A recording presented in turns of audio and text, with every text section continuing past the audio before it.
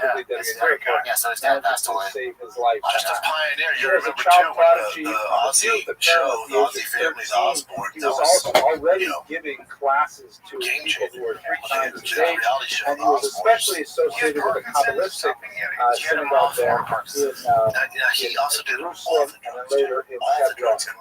he's famous I saw him in person a couple times. so many things, but I'm going to focus on two things in particular. First of all, as a great Jewish literary figure, he composed some 85 works. About 65 of them have eventually seen print. The other 25 have either been lost or remained. Most of them are fairly small, but some of them are really quite massive, huge honkers of tomes.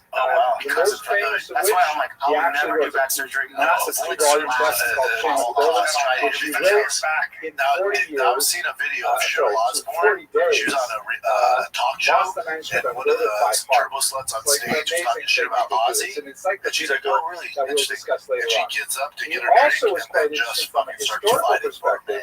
Dude, Cheryl Osborne doesn't fuck around. She's not. She was the brains of volumes under the title reality show.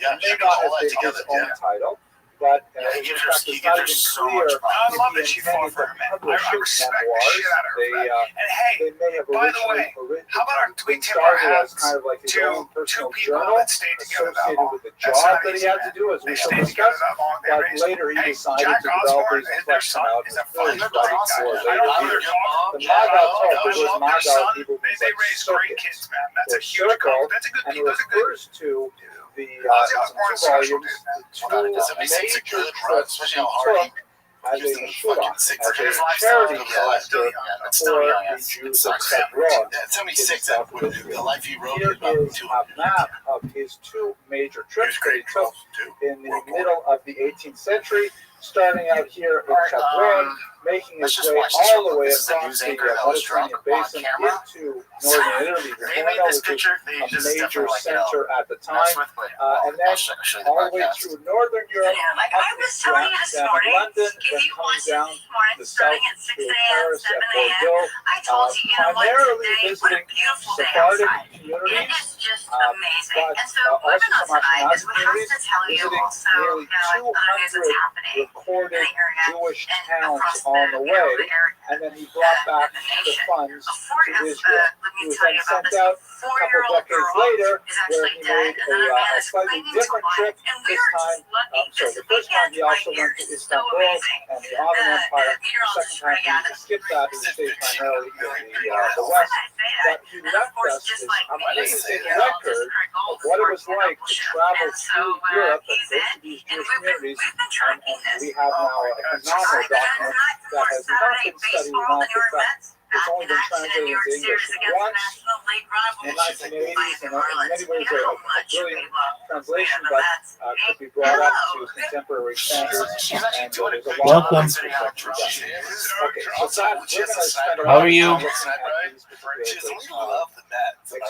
This, by the way, is his signature, which gives you the kind of mystical, Kabbalistic feel of his persona and the larger type of issues that he wrote. I have no idea how to read this. I don't know It's where to about half hour start. outside of Atlanta. He Comedy Club. Come get some this Friday, Saturday, and Sunday. What exactly what he was doing? The institution he was involved in is called Shlichut. April 1 and 2. I'm at he was on a mission. Queen The Street Shalech in Hebrew means to send Come by out. and check that out. And Charleston, the South person Carolina. who is sent out is called a August 1 Mishulach, meaning and 2. someone who is Let's sent. go. Or someone who is Shadar, which is Shliach de Rabbanan, a messenger, an emissary of the rabbis. And basically, fully he was custom sent out with over $50,000 to in lot.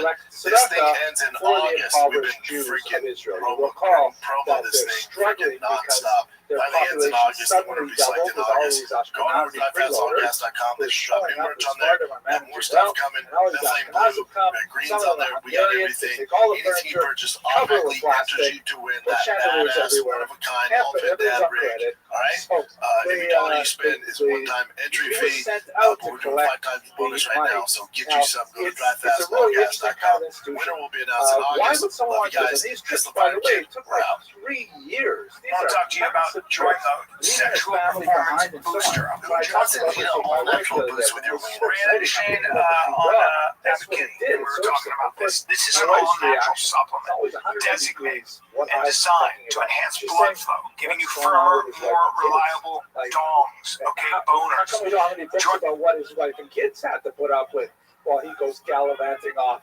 visiting all the great museums of London and Paris. She's at home in Hebron, dealing with all these Ashkenazim.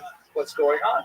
So I could not, as usual, I could not answer my wife's queries satisfactorily, at least not to her satisfaction, but we'll try. But among the motives for being a shaliach are obviously it's tremendous communal responsibility. It's a great honor to be able to support the community this way, but it's also very profitable. The Mishulach. Yo, how are you, Brandon? Of how the Mishulachim work. Yo, what you got? They keep 1/3. I'm watching It's a Tuesday morning. podcasts and watching Jewish history lectures. What are you up to? Wealthy community, and you collect 6 figures.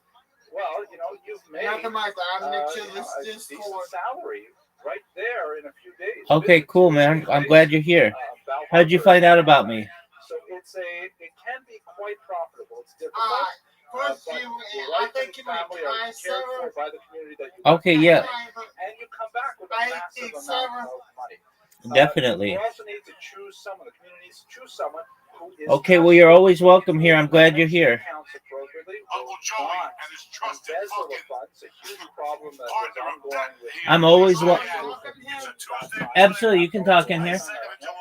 because they would have to maintain do on the very virtual? trustworthy records of the monies they collected, the monies they dispersed, Uncle and so Joey on. here. Let me talk The to you study by Dr. Just a Raymond moment. that I showed you. What'd you say, big man?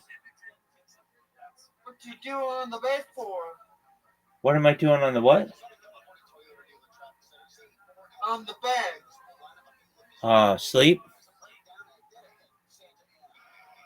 Oh, I took cameras in here. Yep, I'm watching Jewish history lectures and just chilling. Feel free to stay as long as you want. I'm always live, and you're always welcome here.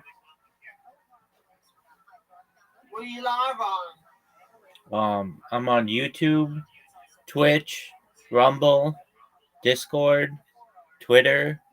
I'm live on everything you can name, basically. What's your Twitch? Just type in Rabbi Rothschild, like my name, and you'll see I'm on like 4 or 5 different accounts right now.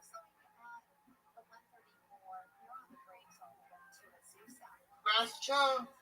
Just spelled like my name in here. I'll go give you a follow, man. I appreciate it, dude. Thank you. How are you? How's your day going? Comments? Can we watch sports in here? If you want to stream it, you can.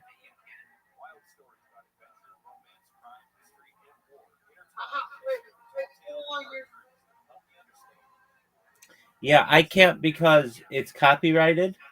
But if you want to stream it on your computer, you certainly can.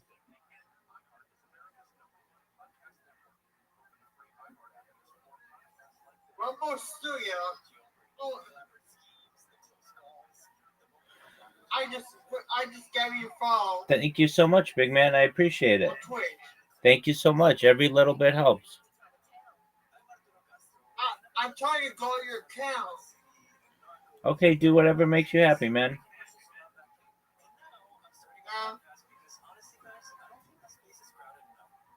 If your gut gets thrown off, But earlier, there was into great detail looking at the records of the central organization in based in Constantinople and the kinds of problems they had with less than trustworthy messengers. You also had people who were like free agents who would show up in a town and they had poorly crafted, faked, or missing documentation to prove that they were representing a particular community.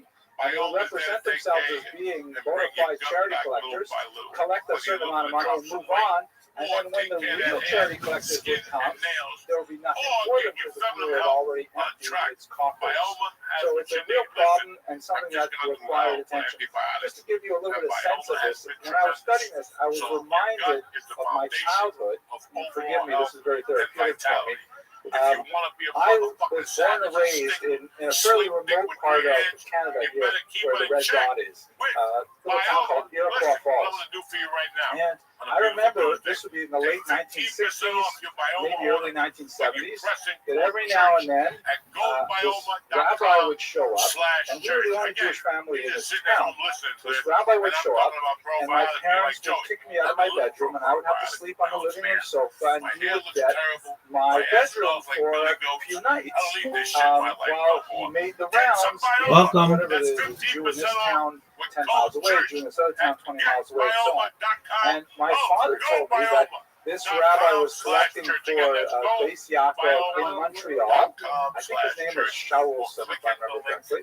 And he would literally, in the 1960s, hitchhike 800 miles from Montreal to go visit all the tiny little towns of northern Ontario.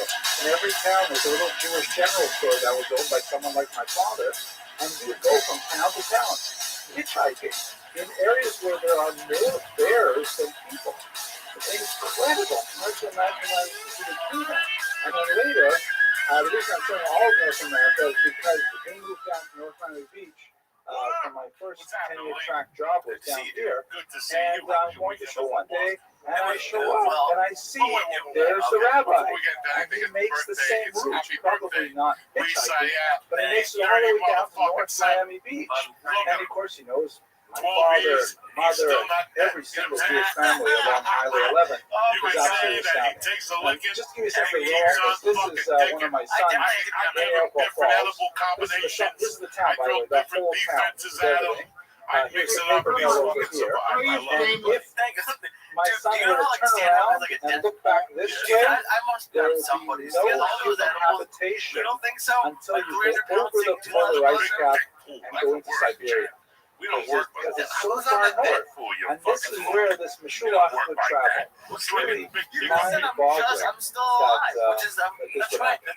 So that's the kind of institution that we're speaking about. And the Chidah was one of like these hitchhiking Meshuachim. He went with just one assistant, and we have to realize, by the way, this is a person with a brain the size of Montana. He's a person who, if he just stayed at home and wrote Torah books, he would be incredibly famous. Yet here he is, going from town to town, knocking on the doors of wealthy people to ask for funds for Hebron. It's astounding. It's like you can imagine a Nobel Prize winner, standing on a street corner with a tin cup. That's the kind of job that the Chidah was doing. So looking at the map as a whole, the kinds of places that he would go. Constantinople here on the Bosporus, this little strait that separates the Black Sea from the Adriatic and Mediterranean. Very important town. It's the center of the Eastern Empire, the Ottoman Empire. Istanbul, of course, is the Muslim ring. That would be the center of the Sephardic diaspora. That's where the Jews had the most power, and it was the capital city of the entire Ottoman Empire. So the central organization of these Meshuachim was based in Constantinople. And as Dr. Lehman points out, one of the important things that happens at this time is that the Sephardic diaspora, through the activity of people like the Chidah, begin to organize themselves as a diaspora community. Rather than losing their identity by being subsumed within the local cultures that they arrive, people like the Chidah are kind of like the arteries and veins that connect one community to another, often living with some degree of hostility with their non-Sephardic neighbors, and connecting them to the idea that they are all part of one diaspora, that they are one cloud, so to speak, that is Sephardic in nature, despite their far-reaching connections. This diaspora is very difficult to manage. The languages of the Central Authority, the Pide Kushta, the appointed people of truth is the name of the organization. They would have to communicate in Ladino, which is basically a Spanish vernacular written in Hebrew characters. They would also communicate in Turkish and in Hebrew, and in different types of handwriting as well. They would have, different styles of calligraphy. They would have to send letters ahead. You're good, Pimp. I'm glad you're here. So this is a very complicated, hard to understand diaspora, and somehow the work United of people States. like John really tie them together. Look, for example, the Sephardim who were associated with Syria, and the Sephardim who were associated with Morocco, the Sephardim who were associated with Amsterdam. Very, very different cultures, and especially over a couple centuries, they grew further and further apart. But the role of the Chidah was to still connect them together, to remember that Israel is really the beating heart, the center of the Jewish politics, literally, and maintain their identity as a I had to do like 3 trips.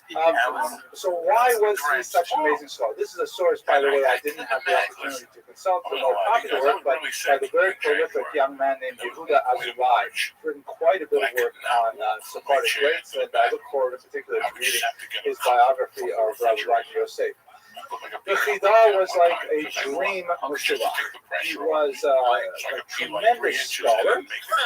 On his first voyage, he tended to be viewed with a certain degree of skepticism because if you imagine him walking into some German village and he's dressed in traditional Sephardic attire with a long robe and a turban, the picture that we see here is probably not that far off what he looked like. It's true, it is 18th century. So there's a lot of liberties taken, but we have similar kinds of issues with pictures of the Vilna Gaon, for example. But nevertheless, he apparently was very tall, very good looking, was an exceptional speaker, and he would be called upon as he comes into these towns to deliver some Torah wisdom.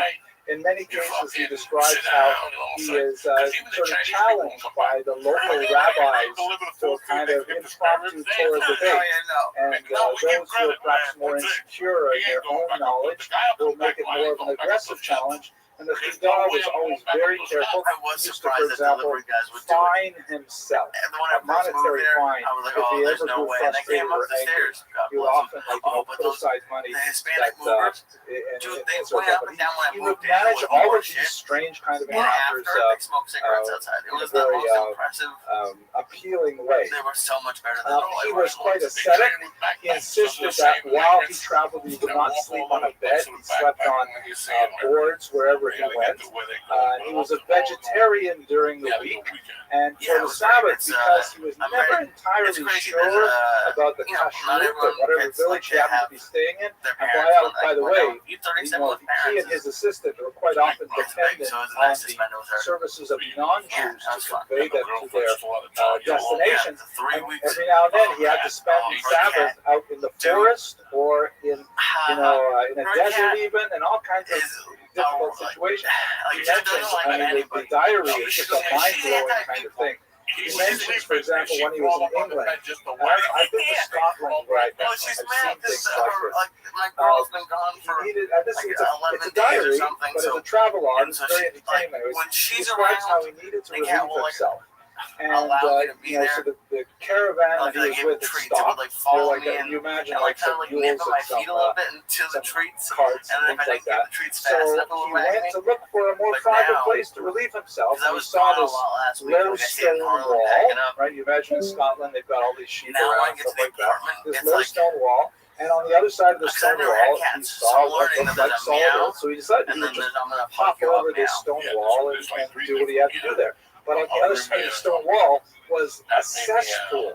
And he didn't realize it. He ended up to his chest. It was filled, and he could not get out. It was like, so he started screaming until some non-Jewish woman in a farmhouse nearby came out, and they pulled him out. Imagine he was dressed in all this Ottoman garb with a turban and everything. And he describes how he had to cover with blankets and stuff like that. These are the kind of adventures. You imagine the Gadol Hador, this great rabbi, with these kinds of very human adventures. He grounds you in the kind of things that he's dealt with. So he learned to chef his own chickens, and he would chef the chicken on Friday for his meal. Otherwise, he tended not to partake in the food wherever he ate. There are a lot of interesting, miraculous stories associated with it. So much so, I'll show you at the end of this lecture, there's actually an app for your iPhone where you can read one miracle a day associated with the God. So many of these amazing stories. One though I find very appealing, that apparently So I have he was brought an 8-month-old child to visit, and a very precocious child, and he actually taught the child the Hebrew alphabet, which everyone thought was amazing. And then she loves getting him. he kissed the child on the forehead. She loves it, and A it few days stings. later, Why does the getting child died. scratched by a cat does it sting? Then people said to him, Oh, she always this is a horrible, terrible story, but he said to them, you don't realize that child was actually because Shia. she's lonely or Shia was born in our generation, but we were not ready to receive him. Now, it's kind of woo-woo stories, but you get a sense of what kind of person he was. Okay. So let's talk about the first expedition. Here's the title page, Magog of it. You can see in this map here. Oops, the map here. This is the first expedition. Takes them out all the way out to North Europe, out to London, back down to the Sephardic regions of Spain, of France, and then back out to the Ottoman Empire, where he reported to the central authorities there, and displayed the Pinkas, the record of the monies he brought down, and then back down to Jerusalem. Just a sense of some of the adventures he had. I talked about some of the receptions that he received. You also have to realize that he had to get frisked by the TSA constantly. He had to go into these many different countries, one after another, with all kinds of different rules. He describes, for example, that when he went into one particular town, I believe it was in Germany, but I can't recall off the top of my head, and they're weird. Like everyone's like, I have a cat, but it's eyes, you won't see it. In our community, this particular nobleman who runs our town is insistent on the Jewish hat. There was a ban that was placed in the year 1215, this is already 500 years later. It was widely ignored, but the Jews had to wear some identifying clothing, either a round badge on their chest, sometimes 2 tablets of the law, but quite often a ridiculous conical hat, and they gave him one. They said, "You got to wear this. You can't go in town without this." He was convinced that this was not only undignified, but it can't be serious. I mean, this is after all the 18th century, please. So he describes how he put the hat in his cloak, and he walked around as normal inside the town. He got arrested, and he got dragged before the magistrate, who fined him 100 golden pieces, which was like an astronomical sum of money. And he managed to argue his way out of it by saying, hey, listen, I had it on my person. I was technically wearing it. I wasn't actually wearing it on my head. It was in my pocket. That's good enough, isn't it? You see the boys go out and play basketball. They have to keep it in their pocket or sometimes in their mouth. That's close enough. Okay, I thought it was so he describes these kinds of adventures and difficulties that he has as he's traveling. Quite often he was subject to danger. He's carrying a lot of money. He has to bring this money with him. And it's true that when he gets to a more established town, then he works with the Jewish community there, and the agent bills are exchanged to write essentially checks that will be sent back, and that will be honored. But on the open road, if he's walking out of a town with how many golden pieces and different currencies, certain currencies are illegal to possess in different territories.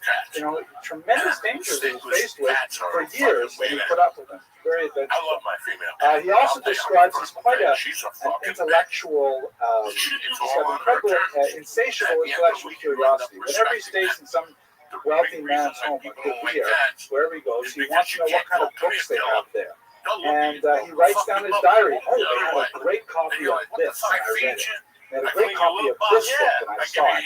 And I saw this manuscript version, and it had differences from the book that I read in Constantinople, and he keeps a record of everything that he read, when he got to whatever location he went to. He loved going to museums. He has an amazing description of the things he saw in the Louvre and the British Museum. He goes in there and he describes for the curious Hebrew reader what was on display there. He even saw the coronation of the new Ottoman Sultan when the first one died, when he was there, and he describes in great detail exactly who was in the coronation parade and how many of them and what they wore. It's a travelogue. It's a fascinating document. He also is introduced, because he's something of a celebrity himself, especially on the second trip, he's introduced to some fascinating people. And we learn about, for example, his visit with a Jewish man named Carrier, who invented sign language.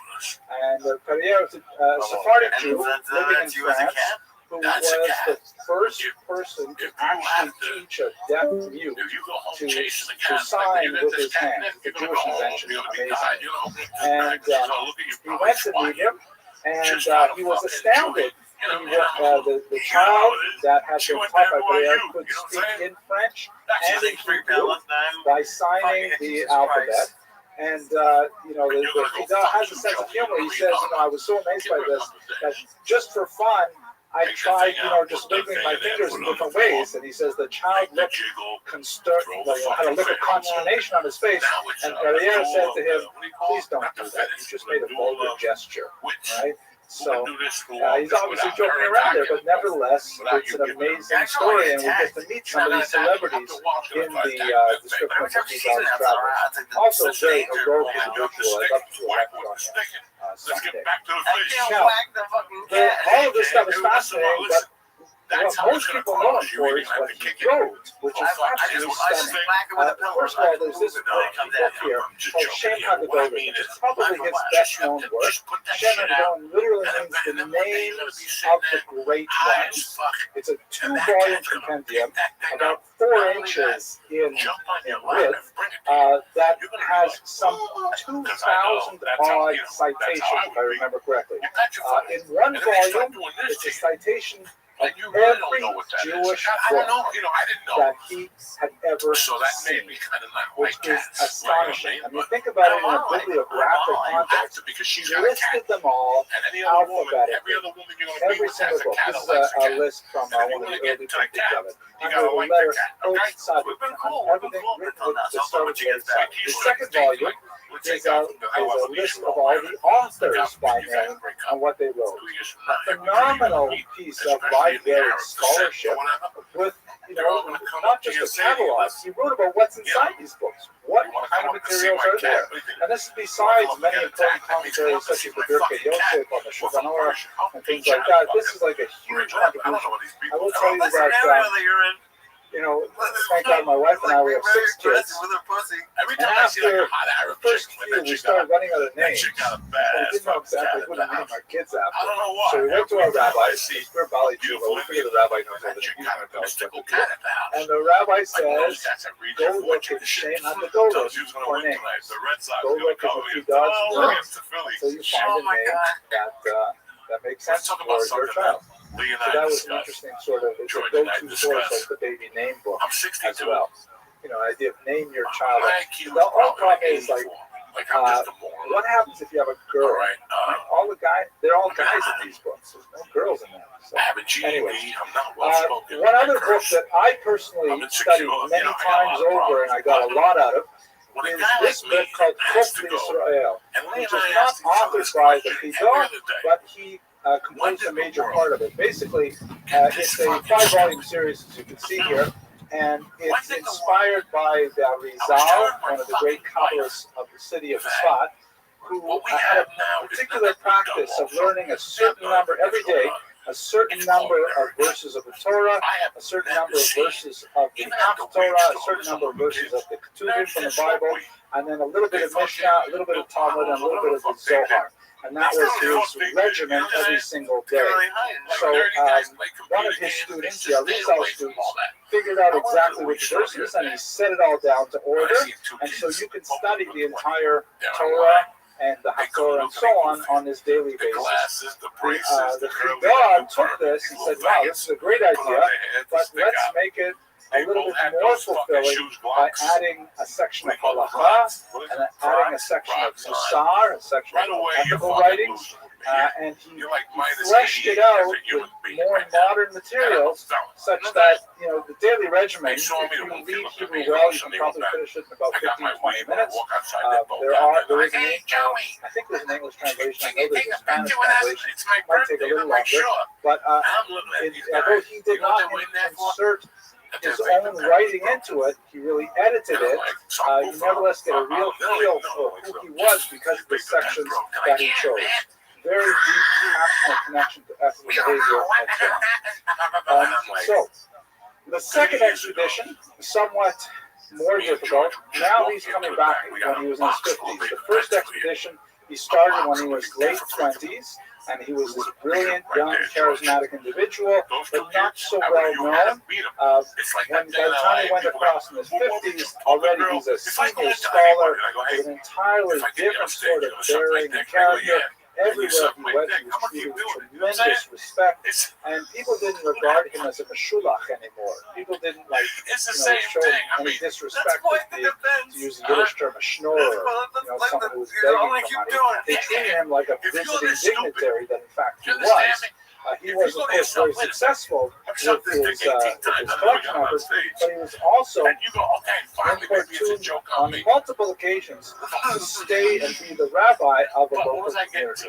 An issue that he felt very difficult not accepting these positions because the community treated him so well, and he clearly felt that he was needed and loved, but he managed to break himself away almost every time. He was heartbroken when he learned, however, en route that his wife Rachel had passed away, and that took him down quite a bit in terms of his energy, and also in terms of his desire to return. Many of his family had already relocated to Livorno. He had children living in Livorno. And in the end, he decided that he would stay in Livorno and spend several years there, where he finally passed away, being with his children. He did remarry another woman by the same name, ironically, tried to rebuild his life, but he brought it to an end there. I'll just focus on one last detail about his trip, which is discussed in Dr. Lehman's book. He received very different reception, particularly on his first trip when he went to Ashkenazi communities.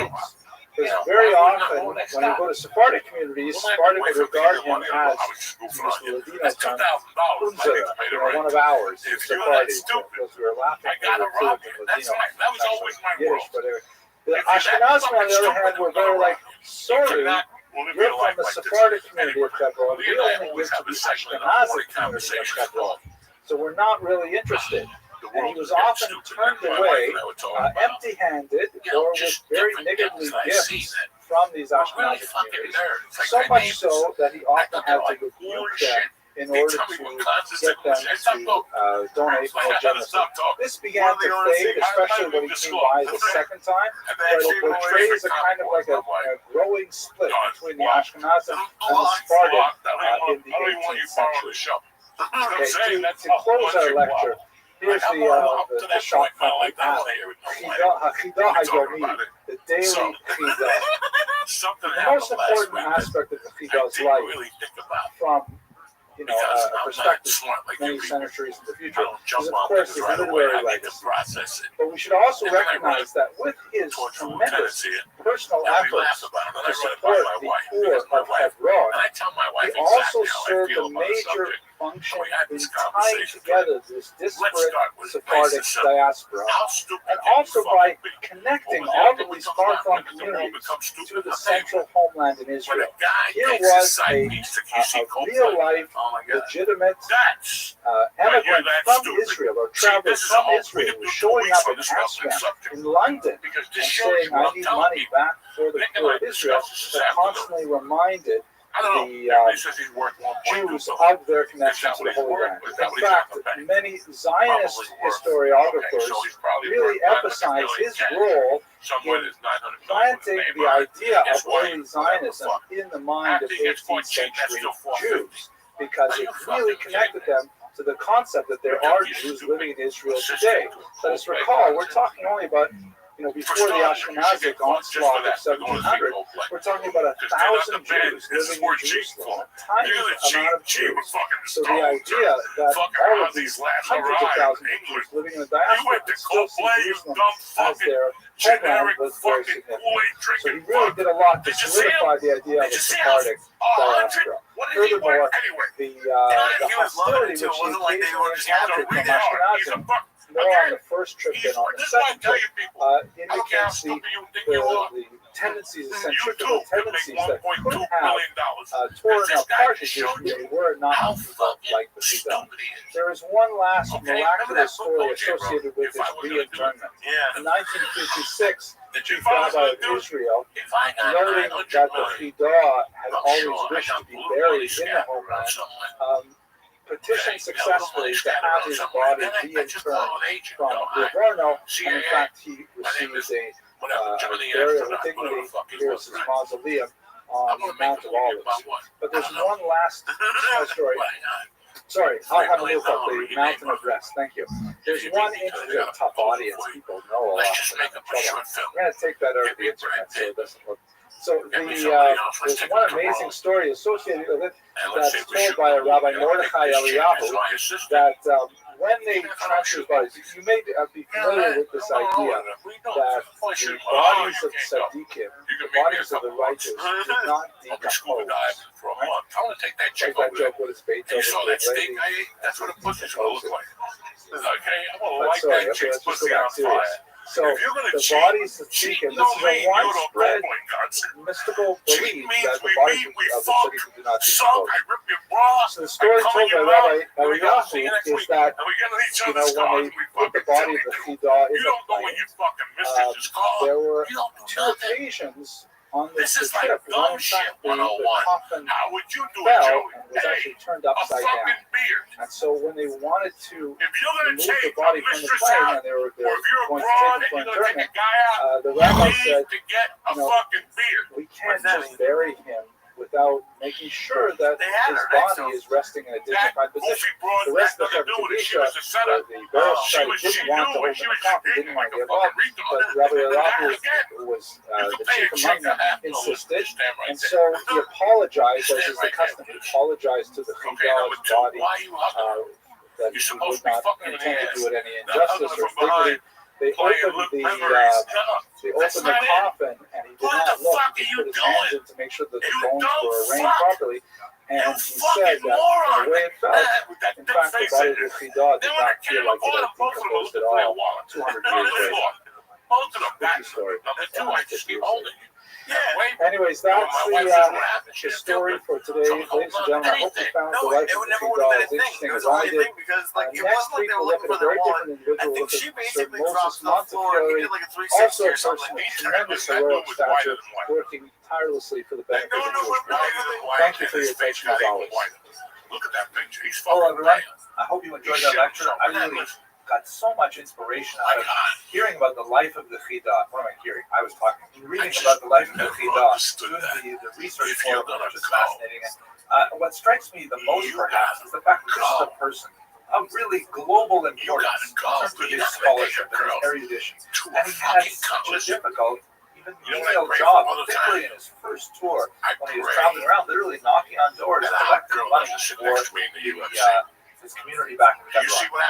It reminds me of the passage in the Talmud that says, do not regard the blessing of an ordinary person as a little meaning. Translation, but on the fly. Meaning, when an ordinary person gives you a blessing, take it seriously, because the person that sees something as great as the Chidah, anyways, tremendous contribution to the creation of a Sephardic diaspora. Recall that at this time, Sephardic Jews were speaking English, Portuguese, Turkish, if I was going to give somebody a stabbing, Italian, Ladino, they're all scattered all over, and yet somehow people like this are able to bring them together. As we saw some of the research on that we look at cameras, and also next thing you know, you're next to a woman. Okay, that's it. Last shameless plug. If you're interested in the Jews of Ukraine, check out my English edition of my book that just came out. I'm very pleased with it. And we have a fantastic Purim to me. And When I was 16, that little hot mess in my neighborhood, Faye Cardinelli, when I touched her leg, dog, I almost melted. Like, I'm not lying. I'm telling you the truth. At 16, my body couldn't handle that. And there's been other situations where as I got older, you're a little coked up, and the chick is like, her bra is halfway there, her nipples popped out, she's doing coke with you. Every time she goes to the bathroom, she comes out, and she ties her button and shows you the top of her pubic hairs. You know, and you're like, what do I do as a man? You know what I'm saying? Good evening, ladies and gentlemen. Those decisions Thank you very much for coming. And one day I just said, just ask. This week we have an amazing person to speak about, someone who either take it off or put it back on. lived just a little over a century and had a phenomenal impact on the entire 19th century, and in many ways a lingering legacy that continues to inform the way we relate to each other as Jews even into the 21st century. A person of truly towering proportions, someone who had personal influence in so many parts of the world, and you know, it's really an inspirational character that I got a lot out of in doing the research for this presentation. I'm speaking, of course, about Moses Montefiore, an extremely important philanthropist from England who was exceptionally involved on a personal level on the rescue of many Jewish communities, both with his wealth, but also with his tremendous force of personality and the pressure that he brought to bear in so many different political environments. Many regarded him as a Messiah-like figure because of the salvations that he was able to bring to individual Jewish communities, especially in the Near East. His life is somewhat more complicated, but the deeper we go into his personal background, I think you will find that it is as inspirational as his tremendous achievements were. Let's do our good and wealth very quickly. So tonight's lecture is sponsored by Christopher and Anne-Marie Gray. They've long sponsored a lot of our lectures here by donating to our scholarship fund, and it's especially appropriate, I think, that longtime sponsors should be associated with the name of Montefiore. Our source today is going to be Abigail Green's recent biography, a real honker of a book here, about 500-odd pages, published by the Belknap Press of Harvard. Really an impressive piece of scholarship. She herself happens to be a descendant of Montefiore, but she's also a professional historian, and it's very clear that her training is really what dictates the voice of her research. At the same time, it's fascinating to read about some of the inside scoop that she gives us. Like, for example, I'll speak a little bit about one moment when Montefiore's life was miraculously saved, and it is a custom at the Passover Seder that all the descendants of Montefiore read at the Seder one page from his diary in which he describes this personal salvation. It's a very unusual kind of perspective that a professional, well-trained Oxford historian brings to the task, and it's a very worthwhile read. She's got a tremendous skill with setting the scene, whether it's Marrakesh or Damascus or Ramsgate. You really get a feeling for what's happening, and actually I'm looking to see if I can bring some of that particular special spice into my own writing. Anyway, that's our primary source for today, her book on Moses Montefiore. So, who was this man? His years, as you can see, 1784 to 1885. He lived just over a century. In fact, the centenary of his birth was a cause for international celebration, both in England, where he was a major political and philanthropic figure, and also among all of the Jewish communities of the world. He was incredibly influential in finance and industry, where he made his fortune, and at a fairly young age, he basically retired from his business efforts and placed almost all of his energy into Klal Yisrael, into the Jewish people as a whole, traveling the world, helping besiege beleaguered populations, trying to work through some of the political crises that they faced, and also lending of his phenomenal wealth to populations that were desperate for food and suffering from cholera, and so on. We'll explore some of those things. He was ultimately knighted by Queen Victoria. He became Sir Moses. There was actually a bit of a scandal when he became the Sheriff of London. the idea that you should call the sheriff by the name Sir Moses. They suggested that maybe you could anglicize that somehow to, I don't know, Morris or something like that. Like my middle name is actually Moshe Moses in Hebrew, but in English, it's Morris. And he said, not at all. I was born Moses, I will die Moses, and you'll call me Moses. Thank you very much. We'll talk about his religious orientation later on in this presentation, but it's quite fascinating. Ultimately made a baron as well. And his main claim to fame, as I mentioned, is his philanthropy and his support of Jewish causes worldwide. Here's one of the many tributes that appeared around the centenary of his birth.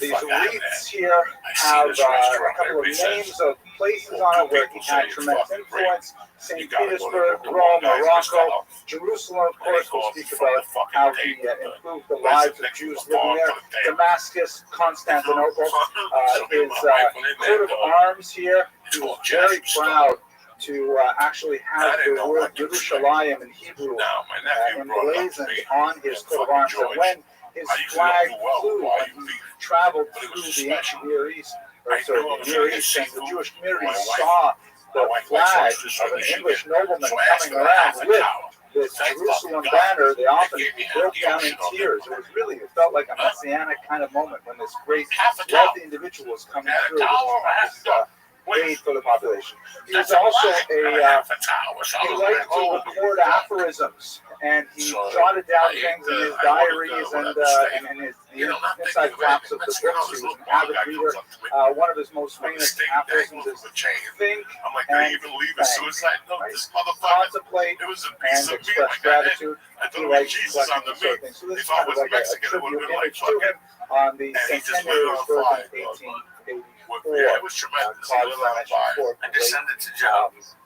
Celebration. Now, I should mention that much of the story that I'm going to tell you today is based on some of the official biographies that have appeared.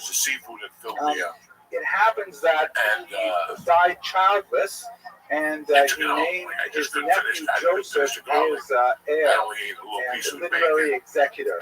He had a massive amount of personal papers because, as I mentioned, he was an assiduous journal keeper. He kept diaries, voluminous correspondence all over the globe. And Joseph, some years after the passing of Montefiore, burned almost the entire archive for reasons which are unknown.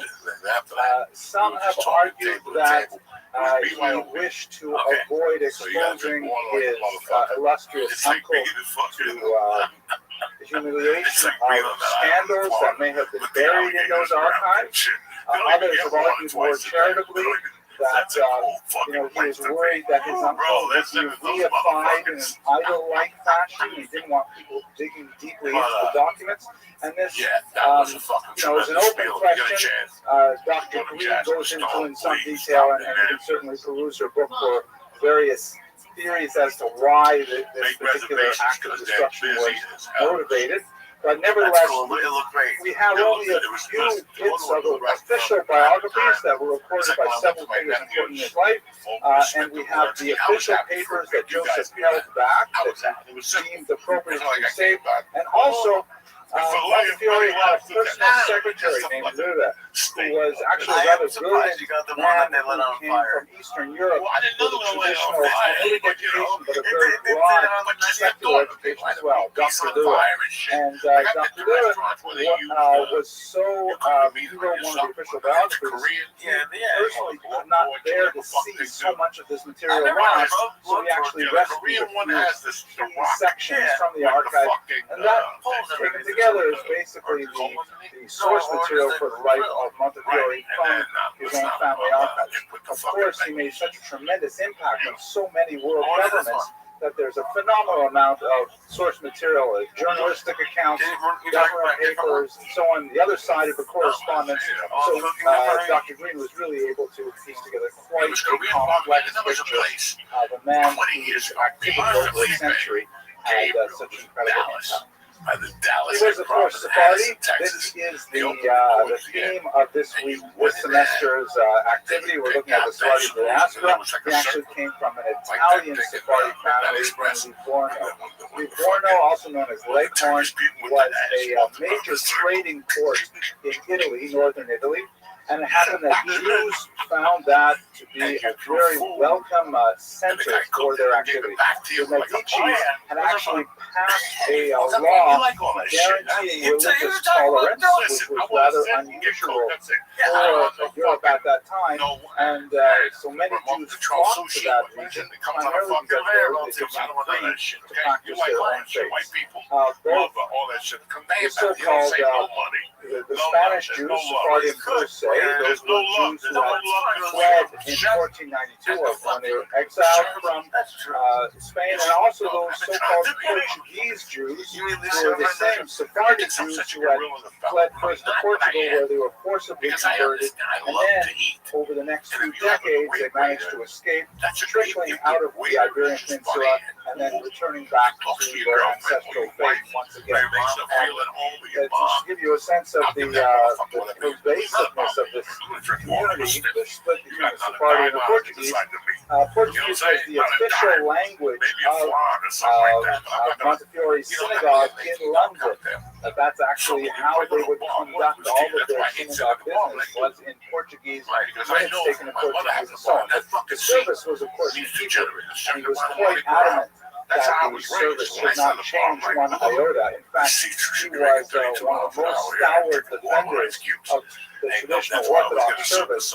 When the Reform movement made considerable inroads into England and tried to bring with it some of the German innovations, such as the introduction of organs to the service and families seating men and women together in the sanctuary, he opposed it bitterly, and while he was alive, he was able to, in fact, withstand much of those social pressures. It did lead to a breakaway minion, and we will not go too deeply into the politics of that, but nevertheless, his particular orientation was definitely very Sephardic and was based on his heritage from Livorno. His parents, of course, were actually English, hence his English citizenship, and they were visiting Livorno where their parents had come from, and that's the connection there. His wife, shown here, Judith, was actually Ashkenazi, so it was a little bit of an unusual marriage of the time to have one of the Sephardi elite marrying one of the Ashkenazi elite. When they had a long relationship, she passed away in the 1960s, if I'm not mistaken, but when he was irritated with her, wished to veto her, he would call her in German, meine liebe Frau, which was, of course, a Yiddish or German term, underlining the second-class Ashkenazi status as opposed to the Sephardi. However, she had another connection. Her sister was married to an important Ashkenazi named Rothschild. So the connection between the Montefiore family and the Rothschild family was cemented through marriage, being the two sisters, one of whom Judith married Moses, and her sister, of course, married the Rothschild family, together with the Goldsmith, a third family from Ashkenazim. They really controlled a tremendous amount of Jewish wealth and even general English wealth. He was the eldest child of several. Tragically, he lost one of his sisters when her dress accidentally caught fire and she was burned to death. Could not be rescued, and then his father died shortly thereafter, and he remained the sole support of his mother from a teenager on. Here's a picture of the two of them together. You can see they're rather quite devoted. They also get sort of 18th century feel to this, even though they were married in the beginning of the 19th century. It definitely feels kind of like a Pride and Prejudice sort of image. Here's a closer look at Judith herself. They remained, unfortunately, childless, and this was a cause of great pain to Judith, but she devoted much of her energy to helping women's causes, which often got her husband into trouble, as we shall see shortly.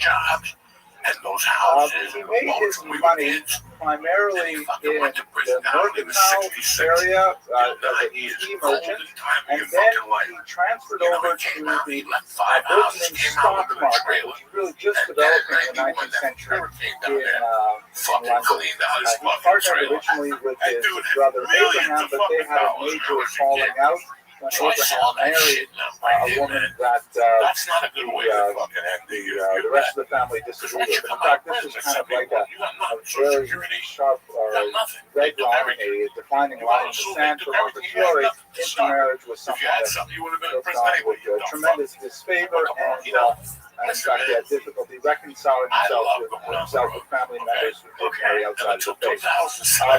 He made a tremendous amount of money in sea, and then later in the stock market, even more money, and he invested quite a bit of that into several new industries. He was very interested in gas lighting, which was just coming to England at this time. That is, we have electrification, they have gas lines running all over the place. It sounds terribly dangerous, but that's what they had. For street lighting and things like that, he was a heavy early investor in that technology. Also in insurance. He saw tremendous value in the field of insuring enterprises of one thing or another, and he became a phenomenally wealthy person at a very young age, built on the family fortune and made it so many times greater that he was one of the most prominently wealthy Jews of London at the beginning of the 19th century. In 1824, he formally stepped back from his business affairs at the age of 30, although in reality he was regularly back at the office, using his office for various personal activities, personal correspondence, but almost all of his activity was ultimately political or social or philanthropic in nature. So he was still very much working well into his 80s and 90s, but when he was he had actually retired from business per se already at the age of 30. What did he do with his time after that? Well, it started out primarily as a travel enthusiast. Just to give you a sense of what it must have been like. He and Judith bought a carriage that looked something like this. And they would travel throughout Europe and throughout the United Kingdom.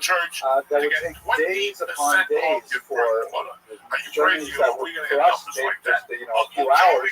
They would spend weeks traveling place to place, often in these kind of crowded and heated circumstances inside one of these carriages. But he loved it. He loved to go to the seaside. He loved visiting, remote places, and he was very fond of very detailed travel journals. When they were visiting Livorno, the ancestral family home at one point, he saw boats docked there preparing to go to Jaffa, to Yaffo, Israel, and he was deeply moved by the thought that he could actually travel to Israel per se. This really moved him tremendously. It united the religious elements in his personality, which were profound, and ultimately that's when his personal journey of becoming an internationally active individual began. You mentioned this point, his religiosity is fascinating. His library contained no significant works of Jewish scholarship. It does not appear that he was particularly learned in Judaism, other than the very basic minimum that would be required of a Jewish male to participate in traditional Orthodox services. He was in some cases quite ignorant of the halakha of Jewish law, and he relied very heavily on Dr. Lira, who I mentioned earlier, for guidance in many areas that other Jews simply took for granted. On the other hand, what he did know, he was an immovable force with regards to those halachos, with regards to those aspects of Jewish law, and he would not compromise if he felt that tradition I've been drinking milk like a motherfucker. Firmly in that mind. And we should recall that this is not a typical attitude for wealthy Jews of his class in the 19th century, and I would dare say in the 20th or the 21st century. Sometimes, maybe I'm wrong, maybe I just haven't known enough of the right people, but sometimes when people get very, very wealthy, they kind of feel like, well, it's enough already. It's beyond what's necessary. I don't mean to malign anyone for having money, and all of those of you on the internet who have money, please share it with our students. The scholarship fund. But he was definitely not like that. He was someone who identified with the poor. He's referred to many times to the great feeling of anguish he felt when he encountered the poor. And also, we should say that he was not at all parochial. One of the great platforms of his philanthropic activity was that it had to be for both Jews and non-Jews. When he was serving, and that's one of the reasons why his particular philanthropy, the Holy Land Relief Fund, for example, was so wildly successful, was because he said outright that whatever monies we collect, which are intended for the poor of Jerusalem, will be given to anyone in Jerusalem is really poor. Jewish, Christian, Muslim, it matters not. And that drew in a tremendous amount of support from non-Jews as well to support these particular activities. So he was not at all parochial, and many charitable organizations chose him specifically to be the vehicle for their donations. Let us remember when we talked about last week when we looked at the Kedah, this is a period in which philanthropy is really changing dramatically. The whole history and mechanism of Jewish philanthropy is changing. Because the individual communities in Israel would send quite often their messengers, like the Kedah that we saw last week, and the Kedah and other messengers from Shulachan would go from town to town and would collect money, and they would typically keep 1/3 of everything they collected for themselves, which meant that there was a certain number of charlatans who would come, and they would also represent Hebron, and you got 2, 3, 4 people representing the same people population coming through town, and if you just gave 100 lira to the first collector representing Hebron, and the second guy comes who's also representing Hebron, and you begin to wonder how much of my donations are actually overhead, and how much are actually getting to the people of Hebron. So there were several competing organizations that claimed to collect and organize and administer these collections such that the overhead was minimized. Montefiore did not intend to compete with these organizations, but quite often people just said, you know what, I don't know what to do with all of these solicitations I'm receiving. Let's just give it to Montefiore and he'll take care of it. And in fact, he did. So this is something that we see even in the charitable world today. But let us go back to our story of Israel. So he made 7 trips to Israel in total. And let's recall that trips to Israel in the 19th century were nothing like the trips we have today, where it's harder to get to JFK than it is to get to Jerusalem. It's a tremendous, these are trips that were quite dangerous, that required, travel through war zones, that required travel in places where there was no real secure rule of law, banditry was common. In fact, on their very first trip, no one would travel with them from their dock in Cairo by boat to Israel because they were afraid that they would be besieged by pirates. Finally, they did find one Irishman who agreed to travel with them, and he said, I'm sure we'll be fine, we won't be attacked by pirates, but just to be safe, everybody has to dress like an Ottoman Turk. And in fact, they had to dress up like Turks, which was his wife as well. And they couldn't get that many guards to come with them, so he had to secrete all the money he had with him in 11 small packets, distributing it through his luggage, just so that they would not be attacked on the way. Very dangerous kinds of travels. I would like to read you one passage here, a couple of passages, in which describes the kind of feeling he had when he was in this place.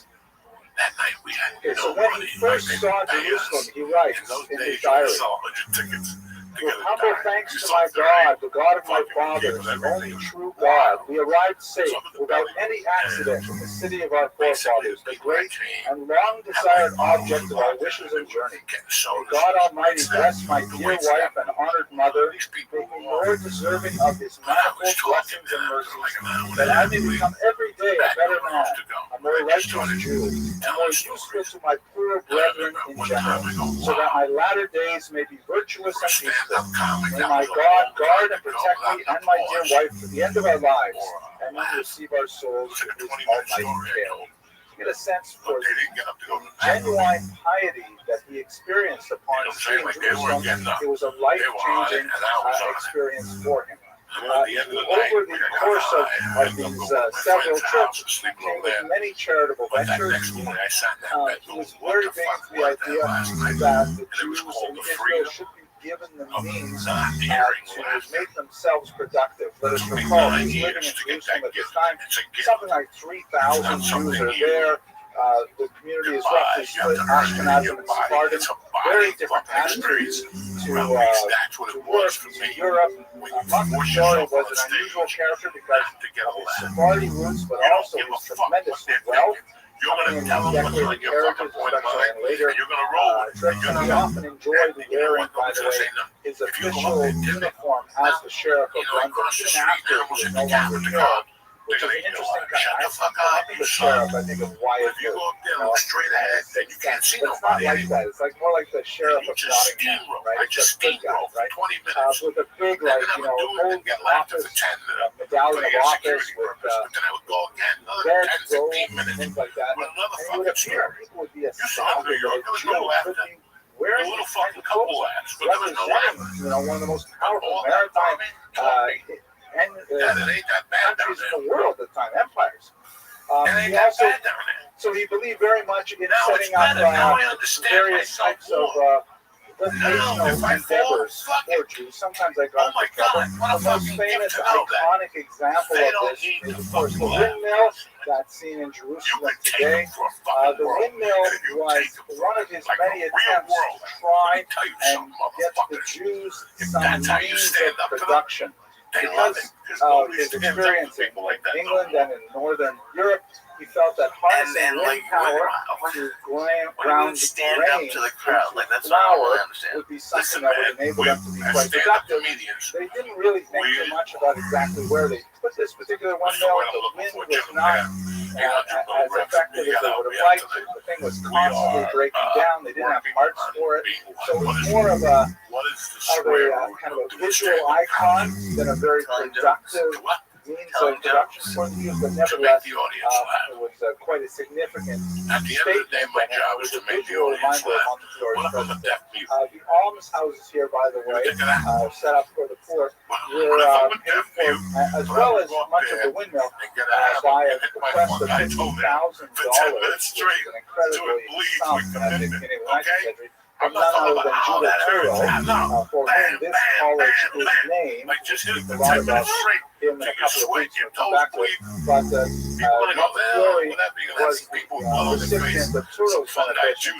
Even back then, because Judah Turo wanted to give this money to the poor of Israel, and he chose Moshe Montefiore to do this work. The new Moshe neighborhood of Jerusalem is named after Montefiore himself. His Hebrew name. This is what you're instilling in the new comics. God forbid. Let's just have What's the word I'm looking quick look at the next thing. God forbid we insult somebody. One example of the kind of stories that are associated with them. On that first journey to Israel, they had a tremendous amount of difficulty with the sea at one point when they were crossing the Mediterranean. And there's a tremendous storm that threatened to capsize the ship. Everybody was terrified and the sea was raging. And it happened that what they, I don't know why, but they were carrying with them a piece of the Afikoman from the last Pesach. Maybe this was some kind of an amulet, a talisman. I mean, there are, just to back up, especially for the people in the internet audience who may not be familiar, on the holiday of Passover, you eat these unleavened bread, sort of like wafers or crackers, absolutely tasteless. No human blood in them whatsoever. That will be coming up shortly. But I shouldn't even say that. It's scary. But at any rate, it's great. It's just bread. It's just flour and water. And one of the pieces from the meal is called the afikoman, and it's a particularly prized piece that is saved for the very end. Some people save a little bit of it for various kind of fourth remedies. I've seen it placed over the threshold of a door as a kind of a fertility invocation. people do different things with it. They had some of this coming with him on the trip, and the sea was raging. The sailors were terrified. He went out to the side of the dock of the boat, and he called upon God, and he threw the Apicoma into the water, and amazingly the sea calmed. Everyone was safe. And after that, everyone was blown away, and they said, wow, this guy's a real motion for sure. This is really, so they gave him a tremendous amount of credit, and he recorded this in his diary, and this is, by the way, the story that they read at the Montefiore Seder ever since, because his descendants or his extended family recall that moment. As I mentioned, he's very involved with rural college and healthcare, and healthcare, which is still something very much associated with Maine. He was big into personal philanthropy as well. One of the major controversies going on in the charitable industry in Israel at the time was how many people are there who are eligible to receive alms. The Chalukah, the division of the funds coming in from Europe. Obviously, the census is crucial because when the funds are divvied up on a communal basis, if you walk up and say, I represent 3,000 people, or I represent 4,000 people, that will have a bearing on how much money you can collect for your community. And there were tremendous controversies between various sub-communities in Israel. There were no accurate censuses were trying to determine how much money should be distributed. So Montefiore decided that he would personally give a charity to every single individual in Jerusalem who came and asked him for it. And there are some engravings that are presented in Dr. Green's book. I couldn't find the information at the book here on the slide, where he's sitting down with Dr. Lula next to him, who's helping with the translation of the various languages. And there's huge lineups of people, kind of like the barometers that are giving out dollars. Huge lineups of people. Each one would come, and Montefiore would sit there, and they would have a little conversation, give charity to them, and of course, this is the way he maintained the census, because he was able to keep track of how many people came to him. This is comedy. So doing, he was able to not only get a sense of how much money was needed for how many people, but also to have a personal connection with the people he was helping. It meant a lot to him to actually know the stories of the people. What's his name? Yeah, you were like, yeah, half a fruitcake. He was not above getting into trouble, however. For example, one of his visits, he was very much interested in visiting the Temple Mount. Again, I'm sure most of you in the science are perfectly aware, but just for the internet as well, the Temple Mount, which currently houses the Muslims going on the rock, and the Al-Aqsa Mosque, the site where the Temple is built, according to Jewish law, eventually the third temple is built exactly where the mosque is. If you can listen to this now, That's not already. But anyway, since the holy of holies, the Sinai Torah, the Kodesh HaKodashim, somewhere on that mountain, Jewish practice since the destruction of the temple has been that Jews are forbidden to walk on that bridge. There are some things that have been thinking about where exactly is the forbidden part of the territory. And in fact, there are some opinions which are rather outliers. They know that Jews are allowed to represent the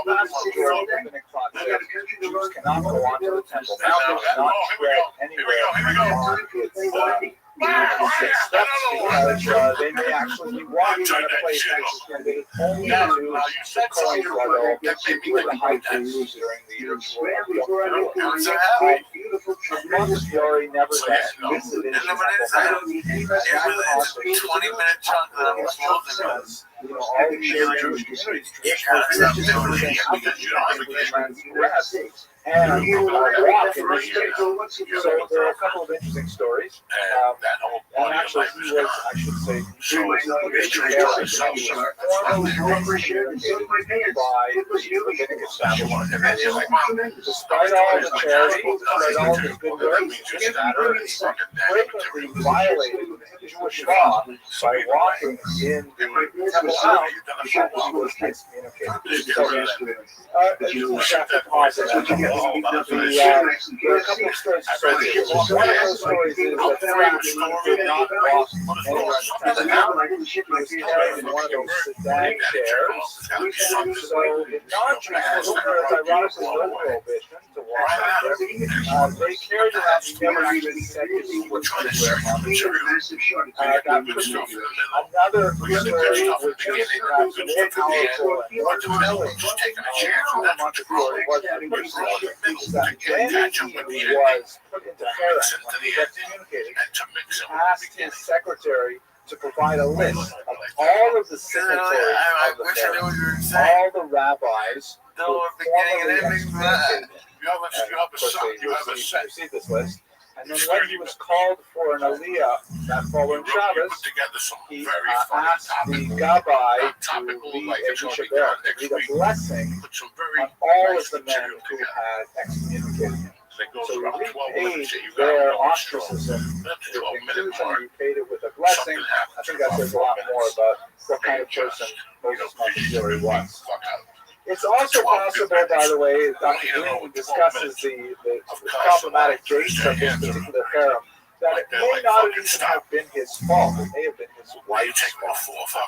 Why? Because among the many projects that Judith was very interested in was women's education. Again, the whole idea of making the Jews, the impoverished Jews of Jerusalem, productive, teaching them a trade, teaching them ways to earn a living. She opened up a Jewish school for girls in Jerusalem. Let us recall, by the way, that this is a good 60, 70 years before Sarah Schneer, before the Beis Yaakov movement. And Sarah Schneer had a tremendous amount of difficulty getting the idea of formal education for women established in a much more traditional community. Let us recall that there's nothing specifically forbidding women from receiving education. In fact, here at Fordham College, close to 3/4 of our undergraduates are women, and that's something that's replicated not quite with that degree of disproportion, but in the academic world and early 20th century in general. But the fears among the traditionalist community would be that this would be the leading edge of much more global, far-reaching social change. If the young girls learn how to read, if they learn how to do mathematics, if they learn how to, I don't know, keep books or operate computers or become physician assistants, who knows what would happen? Could lead to, I don't know, mixed dancing or race. So, the Sephardic community ultimately came around to it, and all of the female students who showed up were Sephardic women. The Ashkenazi community completely banned it. And the harem that Montefiore was put into, according to Dr. Green, was probably more due to the upset over the idea of educating women in a formal environment as opposed to in a home environment. That was occasioned by this. But nowadays, of course, in the 20th century, 21st century, we no longer have any controversies about women getting educated. You know, that's perfectly. I'm joking. I'll probably cut that over the internet, but I can get in trouble. Anyways, that's some of his words. Let me just read you one other thing. After coming back from Israel, he was definitely a changed man. He was definitely someone who, although prior to this, he had taken his Jewish identity for granted and his Jewish participation kind of like, you know, so typical for his class and station. After visiting Israel, he was a changed man. And we have here, on his 43rd birthday, on board a ship on his way back from Israel, especially after visiting the tomb of Rachel, which moved Judaism very, very deeply. He writes, I humbly pray to the God of my forefathers, my God, the only true God, to grant that I may henceforth become a more righteous and better man, as well as a better Jew, and that I may daily be more deserving of his abundant mercies, that I may, to the end of my days, be guarded and directed by his almighty providence. And when it pleases him to take me from this world, may he graciously receive my soul, pardon and forgive my iniquities, support and comfort, in there, dear wife. This day, I begin a new era. A fully intend to dedicate much more time towards the welfare of the poor and to attend as regularly as possible on Monday, Thursday, and Saturday in synagogue. In fact, this is what he did. He turned around synagogue attendance in such a profound way, in a personal way, that it was difficult for members of the synagogue, particularly the wealthy classes, to not attend. If they failed to attend a certain number of days, we tried to show today, they were fined. It was a fine that you had to pay if you didn't show up often enough. You had to pay a fine. So Rothschild, for many years, simply paid the fine, and he showed up when he felt like it. But then after visiting Israel, not only did he avoid paying the fine, he gave alms, but he didn't pay the fine. He asked to become the Gabbai himself. And he became the taskmaster. And he was the one who was constantly pestering all of his social circle. Why aren't you coming to shul? He was driving rooms. He literally revolutionized the whole attitude towards shul among his social class. It was a very personal transformation. He was something of a Baal Tshuva himself in this regard. But we have to go on. There's so much more to say about him. And I would sit there and I go, fucking next guy. So, I jumped ahead a little on this, right? I talked about this without even the slide. There you go. So, what is, I think, most significant, though, in his religiosity? As I mentioned earlier, he was not a learned Jew. He didn't spend a lot of time focusing on the traditional text, but he regarded his own avoda to be that of chesed. I'm giving those terms intentionally. The word avoda in Hebrew, avodah in modern Hebrew, or in Sephardic pronunciation, it's hard to translate properly. Literally means work, and that's what happens. Service, like but even that, service is not a great translation. The word avodah has two kind of complementary elements. One idea is the Hebrew word malakah, which means labor. It's effort.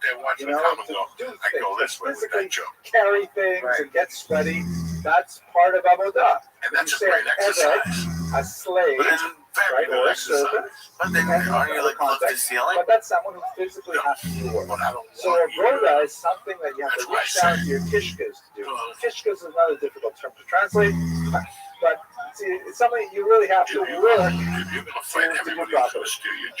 Avodah, however, is also the term used biblically for worship and the service of the temple.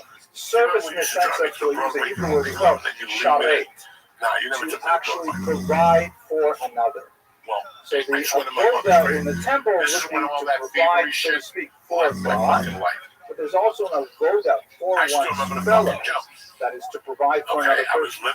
So looking at his attitude, his personal avodah, which is again two elements of both physical labor, effort, and service to the other, that it was defined by chesed. Is the second term I want to define. Chesed, again, hard to translate. It's generally rendered as kindness, but in the context in which it appears in a few places in the Bible, it means going beyond what is the norm, doing more than is necessary.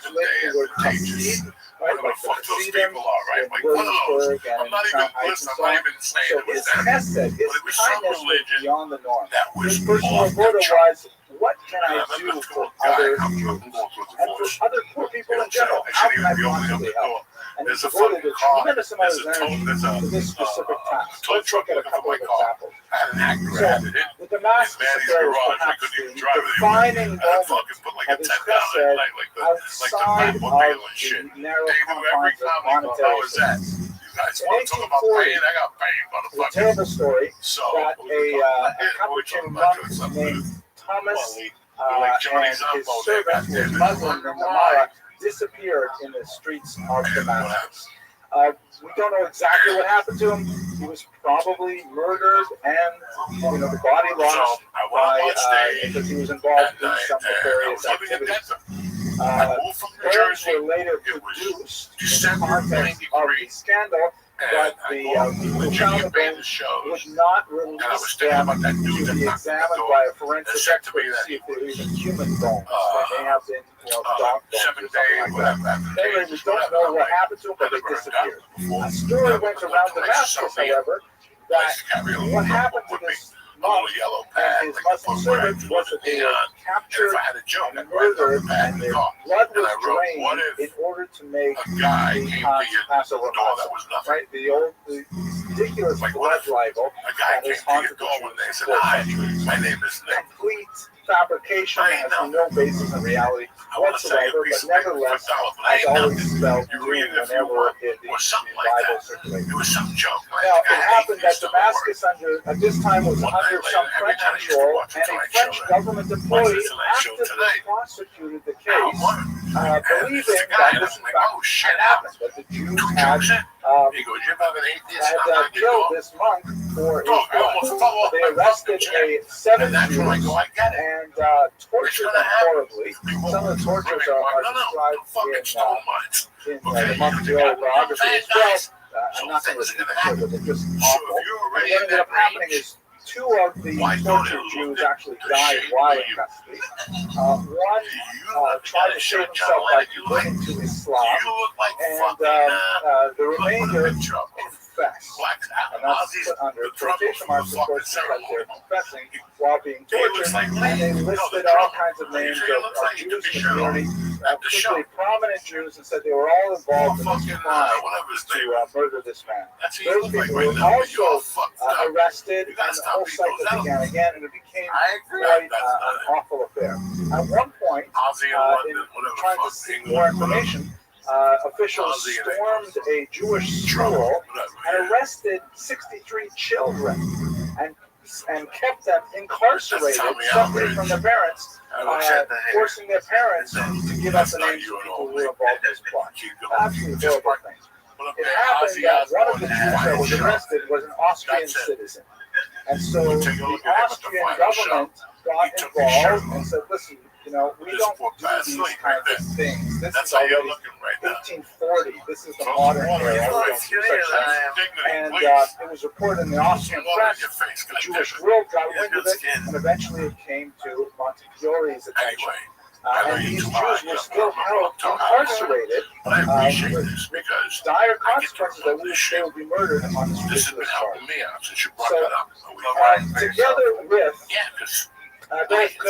shown here, a very important French lawyer, the 2 Montefiore did not get along. The 2 of them ended up being rivals over so many things. But nevertheless, they cooperated on this and a few other ventures. It was resolved to send a delegation to the Ottoman Empire to say this cannot happen, and also proclaim formally to the French government to indicate that their government agents should not be involved in perpetrating such a crime. So they ended up traveling to Egypt. At the time, Damascus was under the control of an individual in Egypt, and there, Montefiore took advantage of his 6-foot frame and his official sheriff, lists, and so on, and he demanded that this end. There were some other geopolitical events going on that would be too complicated for our purposes today, but ultimately it became clear to the Egyptian authorities that it would be a good idea to capitulate at least in some form. So what they did was the Egyptians agreed for the immediate release of the prisoners, although not a pardon. They agreed to let them go free. Eventually they created by the way, there was a burial site created for the monk, and the inscription says, "Here lies Thomas, who was cruelly murdered by the Jews for his blood." Montefiore was never able to have that inscription removed as well. But nevertheless, they also agreed to issue a firman, a document that indicates that the Jews did not So this was regarded, even though it was not a total victory, they didn't get the pardon, they had other things associated with it. Nevertheless, Montefiore was hailed as a tremendous hero for his personal involvement in bringing about the release of these Jews from the bloodline. And he was viewed by the Jews of the eastern part of the Mediterranean as a tremendous savior figure who was able to sail in from London and be able to actually turn things around for these beleaguered Jews. When he returned to international fame, a Canadian community actually created this massive trophy for him, a kind of a commemorative thing. There's a picture of it in Dr. Green's book. It's silver. It looks like it stands about 3 feet tall, and it has figures around here of Moses and Ezra. Here's one of the Jews of Damascus. The sphinxes represent Egypt, and on the panels shown down here, there are the whole story of the Damascus affair. And at the very top is a depiction of David killing the lion to save the lamb. Famous passage from the book of Samuel. And obviously the imagery is that Moses, Montefiore was like David, who goes out and faces down a tremendous threat. The lion, in this case, to save the lamb, the Jews of Damascus. So it's a dramatic moment, probably the high point of his career as a philanthropist and something involved in Jewish affairs. But, in the interest of time, I'm going to have to skip through things very quickly. Another major effort was in Russia, where Montefiore was called upon because Tsar Nicholas I, shown here, had issued a decree that all Jews had to be displaced if they lived within 40 or 50 versts of the border. There was an immense amount of smuggling that was going on across the Austrian and the German borders with Russia. Jews were suspected, probably correctly, of being involved in that trade, but Nicholas I, in his typically autocratic and heavy-handed style, simply banished all Jews from this region, causing tremendous dislocation and suffering, demographic upheaval. We should also recall that Nicholas I, here, by the way, is a picture of the Pale of Settlement. This is the region where Jews were allowed to live during the Russian Empire between 1772 with the first partition of Poland up until the end of the Tsarist Empire in 1917.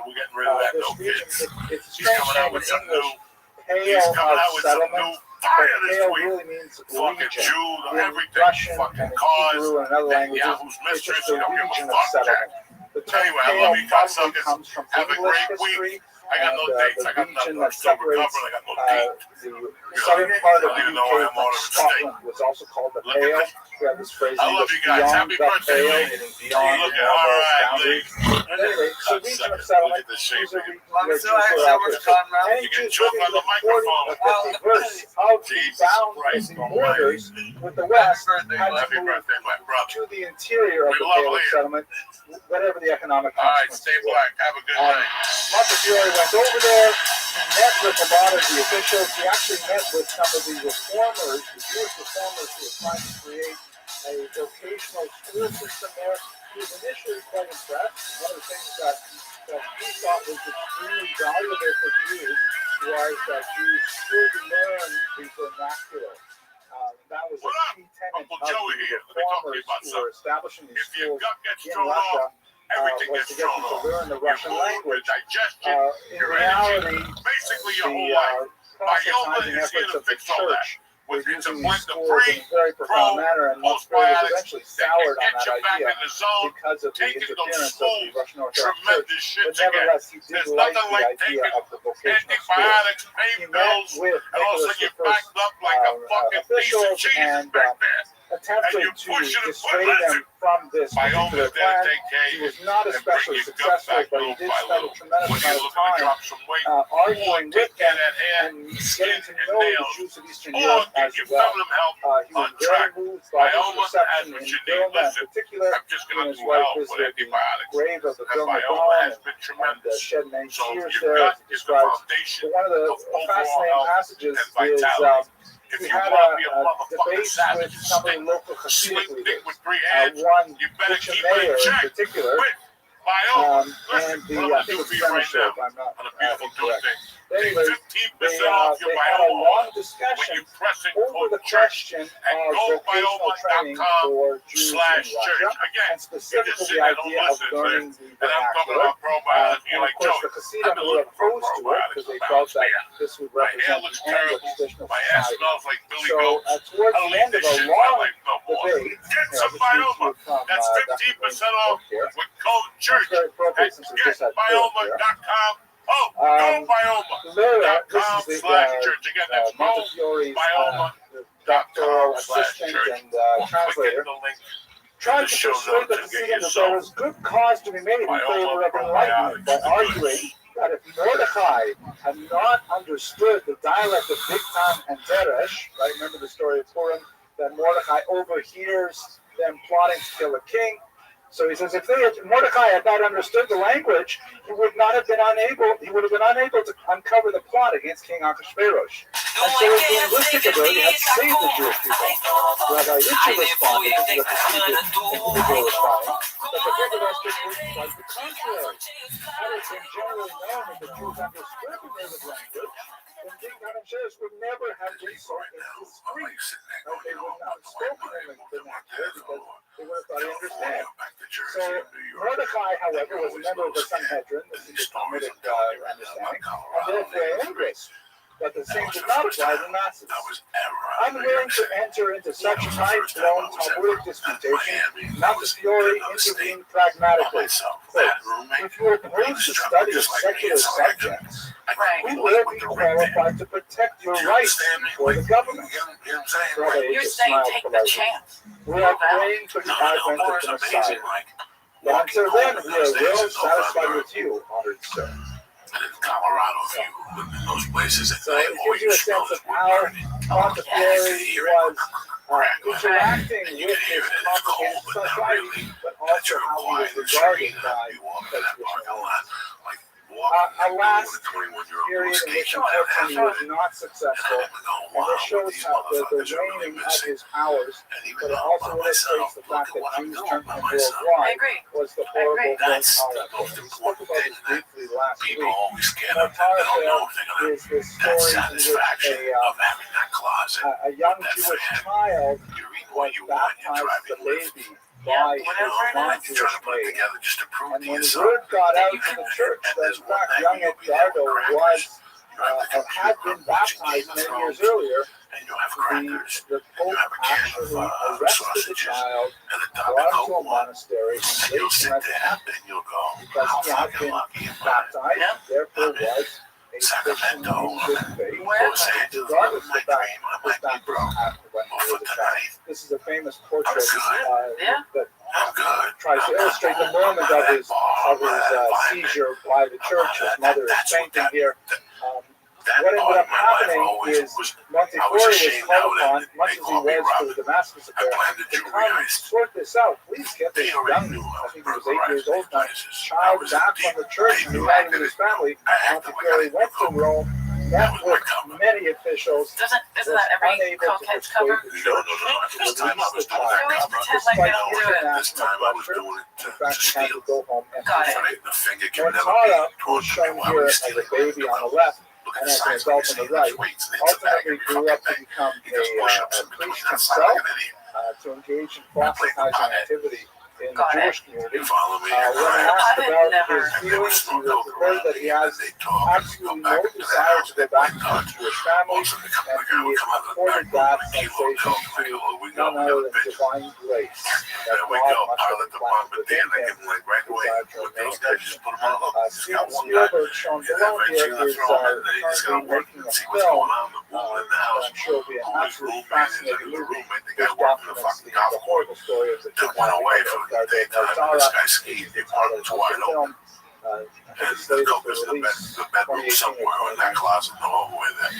So to sum up, his legacy, most Montefiore absolutely phenomenal Sephardic individual who early on realized that his role in the world was far beyond that of an extremely well-to-do London Sephardic Jew.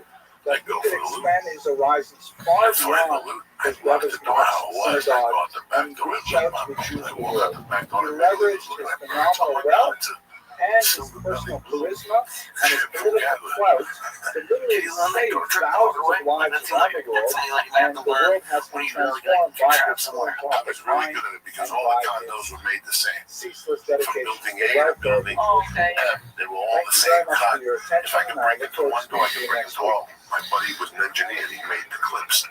The bus I guess, you know, what I found absolutely fascinating about that particular presentation, but I really loved it how this is an individual stepped up to the plate. He saw what he was capable of doing in the world and then acting on it.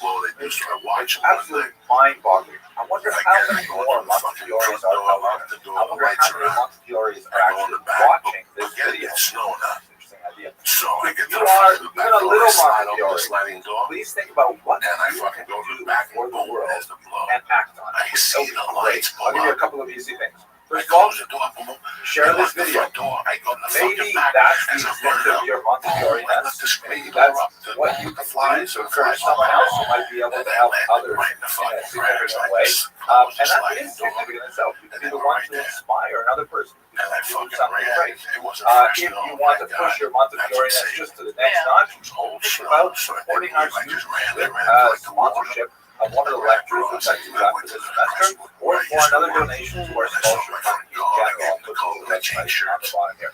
And if you want to do even more, I don't know, the sky's the limit. Anyway, I hope you enjoyed this video, and I look forward to speaking to you next week.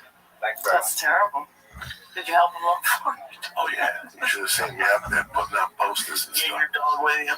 Fucking crazy. I was 19 years old doing this kind of shit. Jesus Christ. Fucking crazy. Retarded. Okay, very good. Ladies and gentlemen, thank you very much for coming. Looks like a bit of sparse turnout tonight. I'm not sure why. Maybe it's the subject. It's a very unusual topic we're going to address tonight. We're going to look at the life of Daniel Mendoza. A little bit of a departure from our usual fare of, like intellectual and spiritual greats. We're going to go into the physical world. We're going to look at the life of a prize fighter. Fascinating story of his life. Not necessarily kosher in all respects, but this is not a sermon or a drasha. This is a brief history class, so we're going to look at warts and all, so to speak. Let us begin with a thank you to Lieutenant Richard F. Moreno, who has sponsored many lectures, more than one in this particular semester. And these lectures are meant to his father, Frank Moreno, who was born Pablo Igual Herrero in Spain, whose family history, of course, goes through much of the material that we're discussing here. We're very grateful to Lieutenant Moreno for his support of our students and of this particular series. Tonight's sources, there is no book-length biography of Daniel Mendoza, in at least in traditional text format, as we shall see. So I relied on a few articles, which are quite fascinating. A beautiful article was reading from at the beginning of this lecture. Lewis Edwards prepared a paper for the Jewish Historical Society of England, writing in 1938. It's fascinating to imagine what it must have been like to speak about a Jew who fought back in 1938 in an environment when Jews of Europe just across the channel were enduring such tremendous persecution in the immediate pre-war era. We'll also look at John Wales' Daniel Mendoza's Concepts of Identity, Masculinity, Ethnicity, and Nation in Georgian prize fighting. There's a lot to say about Mendoza and his specific role in embodying Jewish aspirations in a very physical form as a prize fighter, as opposed to a kind of like a pasty complexion, Talmudic, underweight man sitting and learning Talmud all day. Mendoza was a tough little scrapper, as we shall see. And finally, most interestingly, a recent master's dissertation defended at McGill University by Daniel Brody, the Jewish strongman Daniel Mendoza, and the assault on stereotype in late Georgian England. A little bit longer study than others do, and actually quite useful. Unfortunately, the one book that I really wanted to look at, I did not get in time to cover the picture, but there is a graphic novel on Daniel Mendoza published by Oxford University Press, which is in itself an amazing thing that Oxford University Press is publishing graphic novels. It says something about the medium and how it's maturing. I don't quite get it yet, but I'm hoping to understand exactly why graphic novels are so appealing. Perhaps they're intended for graduates and so on, but anyway, fascinating material. I would have liked to have seen this before this lecture, but I better put a plug in for people who want to read more. So let us begin with just a broad biographical fact. What are we talking about here? It would be appropriate now to speak about Daniel Mendoza in terms of statistics, because after all, he's a boxer, and that's what people do, right? His year 1764, we're not precisely sure about that date, but he passed away in 1836. He was 5'7" and 160 pounds. So just to get a size of what that looks like, he had just a little bit of height on me. And I've got a little bit more than a little weight on here. So, in other words, about my size, only more svelte. That's the kind of size I'm talking about. And he was the heavyweight champion of the world, fighting as a middleweight. And you've seen those boxers, right? You've seen Muhammad Ali, you've seen Tyson, and so on. They're like the size of a school bus. And he was defeating them all. In his record, which is incredible, he fought 37 formal fights. He won 34 of those fights, 30 of which he won by knockout or technical knockout. In this context, technical knockout, TKO, refers to fighting until your opponent is no longer able to continue. May still be conscious, but simply not normal. So this little tiny guy is fighting against these big, tough Irish, Scottish, Englishmen, and beating them to a pulp. And he's a Jew. It's an amazing time to think. We don't have very many figures like this in Jewish history. Maybe you've heard the joke. It's not really a funny joke, but it's actually the whole time is like nasty, but sounds in the back. Just like, yeah, I'm not even going to tell it. You know, but it has to do with how many Jews are in sports, and it's just not true at all. Anyway, and that's the thing I don't like about people, I guess, very much aware of his Jewish identity and the way that he was perceived as an outsider in Georgian England, and he used that to his advantage. He was always Mendoza the Jew. That's how he was billed in his fights, and it was intentionally use his outsider status to portray his fights as kind of like the defense of his besieged nation and protect Jewish pride and really elevate the sensibilities of Jews. Even though he had some character flaws, as we shall see, nevertheless he was regarded as a phenomenal hero in 18th century, early 19th century England. We should start with a little bit of apology. As you know, we are talking now about not necessarily the most educated or the most noble of figures. We're not talking, you know, we're putting them in the same series as people like the Fida, Sir Moses Montefiore, Benita Abravanel. Put all those away for tonight. We're going to look at a totally different part of Jewish history. And let us recall that, you know, Jewish history is filled with Jewish people. And as Rabbi Beryl Wine, one of the billions of popular Delta history of the Jews, like to say you should never confuse Judaism with Jews. This is very much the case here. We're not talking about someone who was, you know, specifically motivated by his Jewish identity or tried to do something noble for the Jewish people. In fact, the opposite, he may have used his Jewish identity for personal gain in some context. But, you know, that's the nature of the subject that we engage in. We're looking at Jewish life and all of its complexities and how it's done.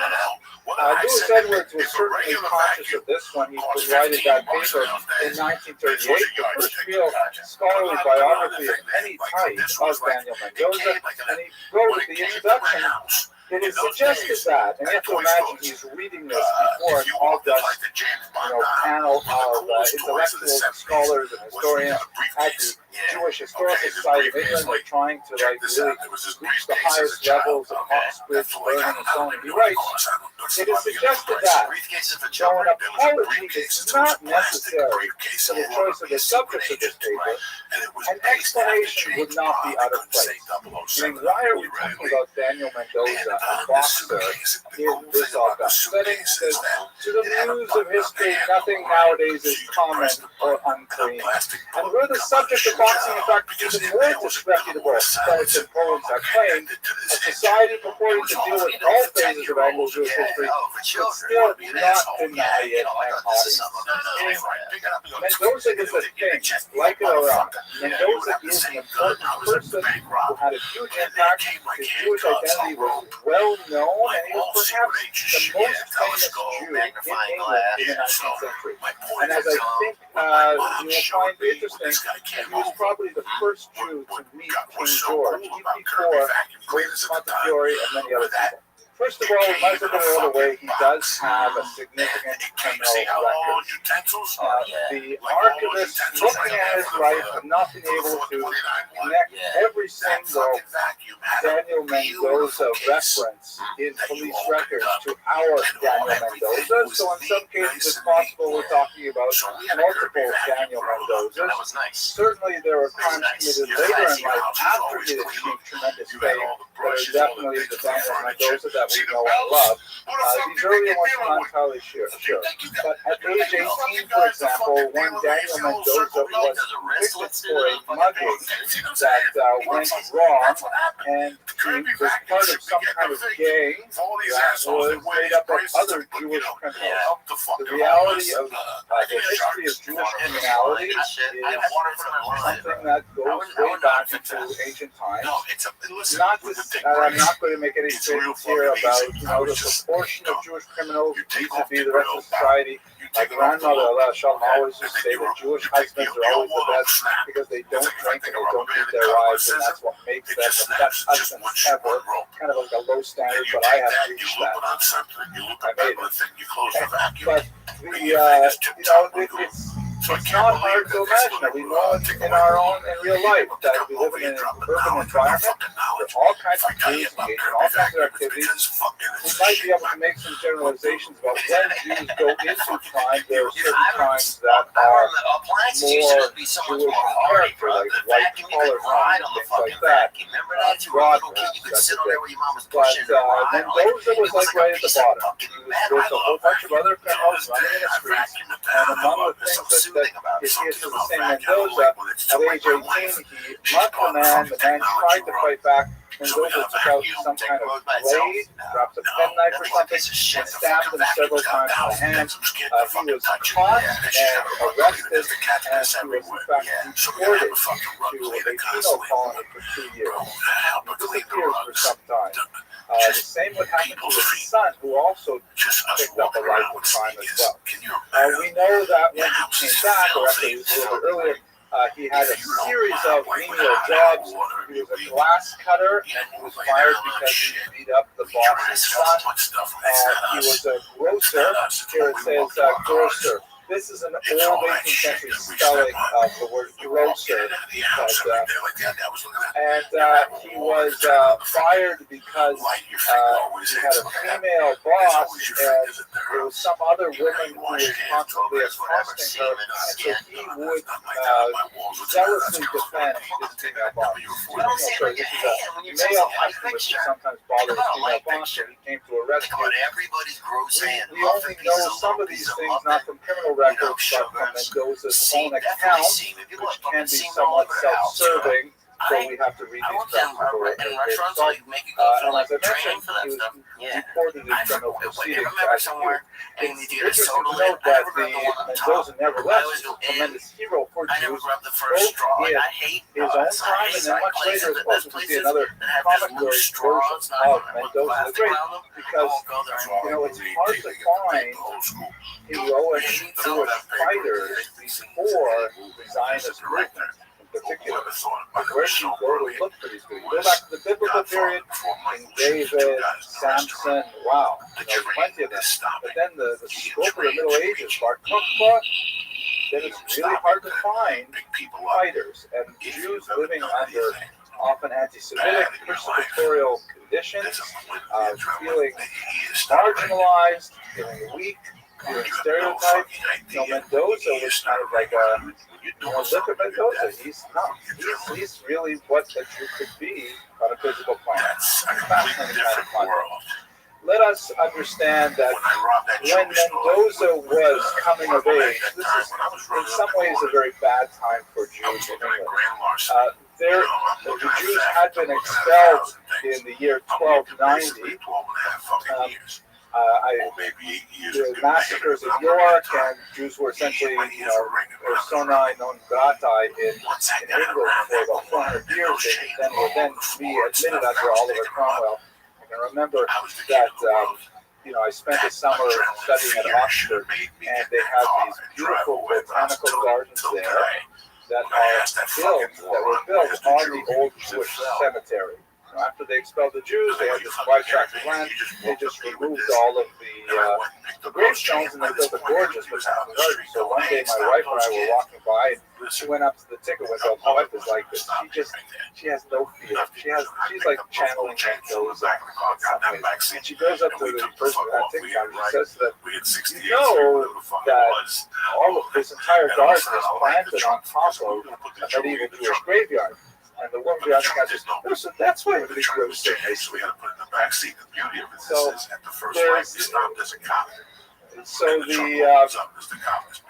at any rate, they're kicked out in 1290. They're admitted back in the 17th century. 17th century, but they don't necessarily have full emancipation yet.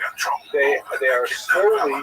And especially the Sephardim, who culturally are much more inclined to adapt to the social norms of a society, adapting its dress and its language and so on and so forth, they are making real strides towards acceptance. And in fact, this is happening on the continent.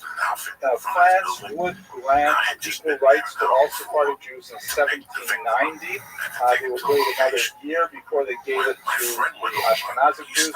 And in England, there was enough of this sort of momentum that in 1753, they said, let's pass a bill that was known as the Jewish Naturalization Act, informally known as the Jew Bill, that gives Jews equal rights. Passed through the House of Lords, but when it got to the House of Commons, there was such an uproar. It's a bicameral house, kind of like Senate and Congress. So the Senate, as it were, the House of Lords said, okay, sounds okay. So the upper house said, sounds like a good idea, but when it got to the popular house, there was such an uproar that it was considered an insult to Christianity, that you were vacating Christianity from the British Isles by admitting Jews as equal citizens. It was overturned, and the bill was dead. So England, as a government, had officially said no to Jewish emancipation, and they were kind of locked in a window of slowly increasing social rights, but legally they were still second-class citizens. So a lot of fascinating things to contemplate with that. I'll present to it on the next slide. This was not because of the Sephardim so much as it was because of the Ashkenazim. The Sephardim, as I mentioned, tended to adapt quite rapidly in terms of mores and behaviors and attitudes and so on, but they tend to be wealthier as well in business. Talked about the theories last week, but the Yiddish-speaking Jews from German territories, Austria, Hungary, Germany itself, they were really quite foreign, maintained their traditional modalities of dress and commerce and so on, and the kingdom just was not ready to consider that. It is important to note that England is a country that has a long tradition of philo-Semitism, that England has itself, the British people themselves, have often identified with Jews, seeing it as even a tradition that British Isles were populated by the lost tribe of the Nation, that the English were actually descendants of that lost tribe. And there were some sort of, affinities drawn to the diaspora of the Jews to the tradition of the British people. So there was a natural trend of philo-Semitism that we definitely see through much of the early modern period. We see it culminating perhaps in the Balfour Declaration of 1917. At the same time, there's also a competing trend of anti-Semitism, which is not the same character as you will find in the continent. Certainly not the same character of anti-Semitism in the German-speaking lands, for example. You do something like that with Blood that level libel of or things like that, even though it has a history in England. The first blood libel was, of course, in 1144 in Norwich, but it was not taken seriously. Instead, there was kind of like a genteel anti-Semitism that may have ascribed to Jews negative characteristics, but not necessarily ones that were fatal in nature, and not ones that would necessarily imply genocidal impulses. Fagin, for example, who's still about 100 years after Mendoza, 50, 60 years after Mendoza, is a classic case in point, where Dickens created this character of Fagin and Oliver Twist, who was absolutely horrific, and he was a Jew. But he was not, when you read it, he was not absolutely horrific because he was a Jew.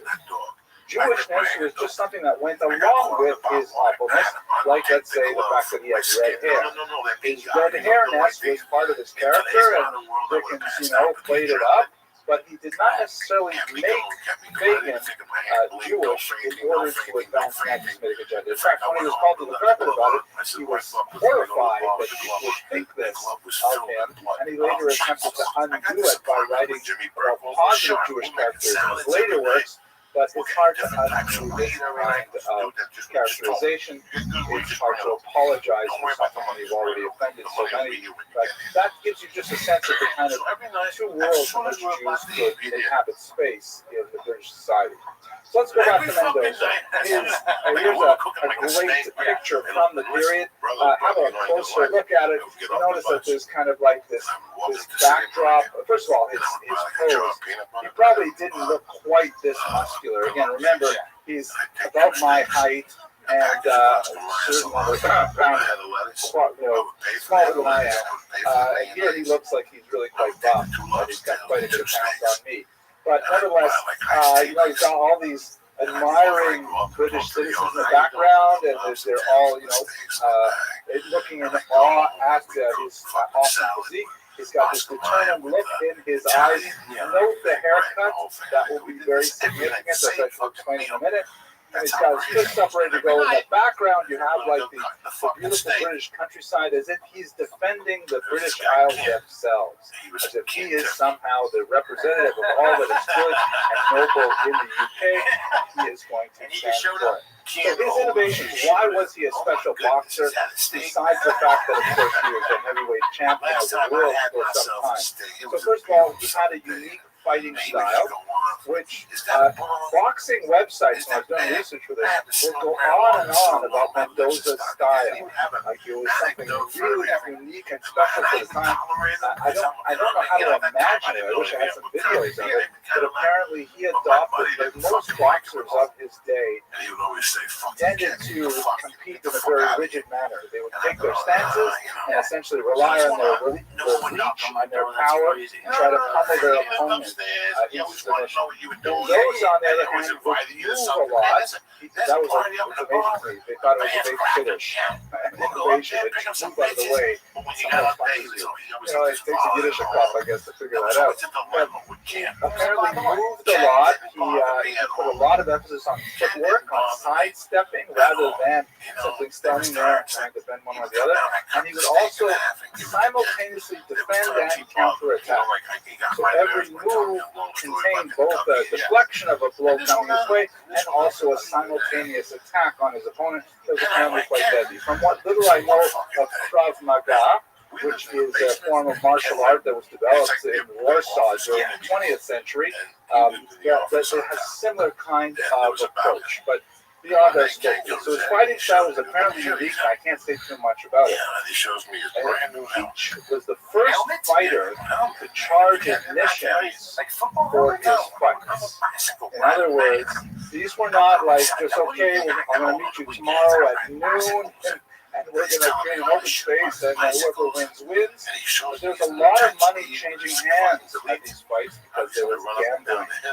And since there was a lot of gambling going on, and Mendoza also capitalized on the gambling, he and his opponents, particularly Richard Humphreys, who we'll talk about in great deal shortly, they decided to mount their prize fights far away from the urban centers, often outdoors, but you had to commute to get there. It wasn't something that was like fought in the alleyways, and so therefore people who went tended to have more means that they could get away from work and could afford to travel to attend these things, and then they would actually charge admission to watch these spectacles. So he applied an economic incentive to prize fighting, which of course is still true today. Haircuts. In one of his last battles, he was brutalized by an opponent who, realizing that Mendoza was very proud of his Samson-like box, grabbed him with his left hand by his hair and with his right hand humbled Mendoza into submission. And you have to realize that the rules of boxing at this point in the 18th century were pretty limited. And so that he could do this was illegal, although somewhat dastardly. There is a widespread notion that you'll find on all these boxing websites that as a result of that particular fight, I think it was in 1795, boxers always cut their hair short.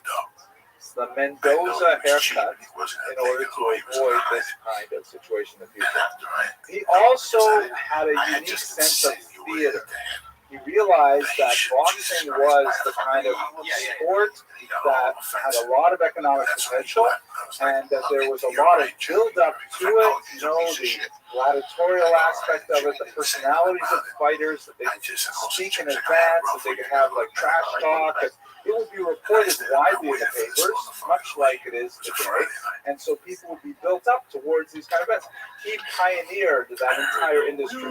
So in many ways, Mendoza was the father of modern boxing as a whole. As opposed to just street fighting, Mendoza really took it to the level of an industry. His first fight is, I think, perhaps most indicative of where he came from. He was a young man. He was 16 years old, 1789. And the fight was so remarkable, it was actually reported in the Times, a major British newspaper. It was also mentioned in his memoirs, which we'll talk about later, and there's some interesting small discrepancies between the stories. But at any rate, at this time, he was working as a grocer, and he had apparently a big box of tarts, a big box of baked goods. And he was walking past a regiment of soldiers who were training, and he may have looked Jewish or something, but one of the soldiers stepped out and said some derogatory remarks and actually boxed him on the head. That was not a pun. He hit him on the head. And apparently he was carrying the box of tarts on his head. The box fell down. They were all crushed and ruined. And Mendoza got quite upset. And he challenged the soldier to a fight. Mendoza at this point was 16 years old, still a kid, not well developed. And the soldier was, after all, a man of war. He was near 30, and he was a bully. And Mendoza did not like bullies. You know, it's true, I think, of many small people who don't like bullies. At any rate, so the Mendoza challenged him to a fight right there, and all the soldiers thought this was hilarious. This little Jewish kid who is, he's not going to submit, and so they formed a ring right there. And in front of all the other soldiers, Mendoza completely demolished his opponent. Here's a quote from the paper that the Jew, note that, he's the Jew. He's not just some 16-year-old. He's the Jew. That's all I have to say about him.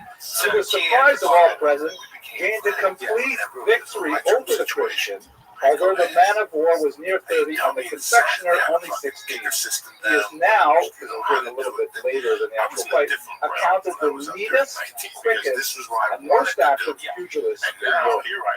It's kind of like a story. It's validated from outside sources. He relates it in his own autobiography as a moment of, he was abused. He was undoubtedly abused in an anti-Semitic manner, and he stood up for his rights, and he won.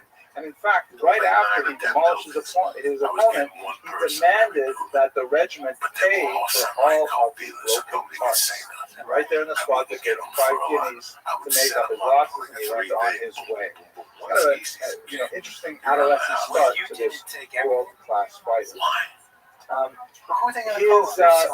His most famous series of fights, however, associated with this man here, Richard Humphreys. Originally, Humphreys, also a boxer, some years older than Mendoza, saw the tremendous talent in this young man, and he began to teach him and to guide him along the way. And under Humphreys' influence, Mendoza won fight after fight. He was virtually invincible. In fact, most of the fights he lost, 4 out of 37, were at the very end of his career, and he was already quite a bit older. At some point, they had a falling out. The falling out was probably over a debt that Mendoza may have owed to Humphreys. He denied that he owed that debt. Humphreys was upset about it. He may have had to do something with Mendoza setting up a boxing school, not necessarily having enough funding for it. And in fact, Mendoza was plagued with debt most of his life. He married, he had a large family, he never quite put things together, even though he often won large prizes for his fights and often won large gambling winnings on his fights. He never could quite escape poverty, and so he was always short over money, and he was short-tempered as well. So anyone who specifically needled him on money was sure to get a very powerful review. And they ended up agreeing to fight to settle their debts, and at that point, it begins to acquire the aspect of theater. They had 3 well-publicized fights where the results went back and forth. Mendoza ultimately would emerge victorious from the 3rd and final fight, but it was kind of like this sustained grudge match between these 2 rivals. They had some arguments as well over training facilities.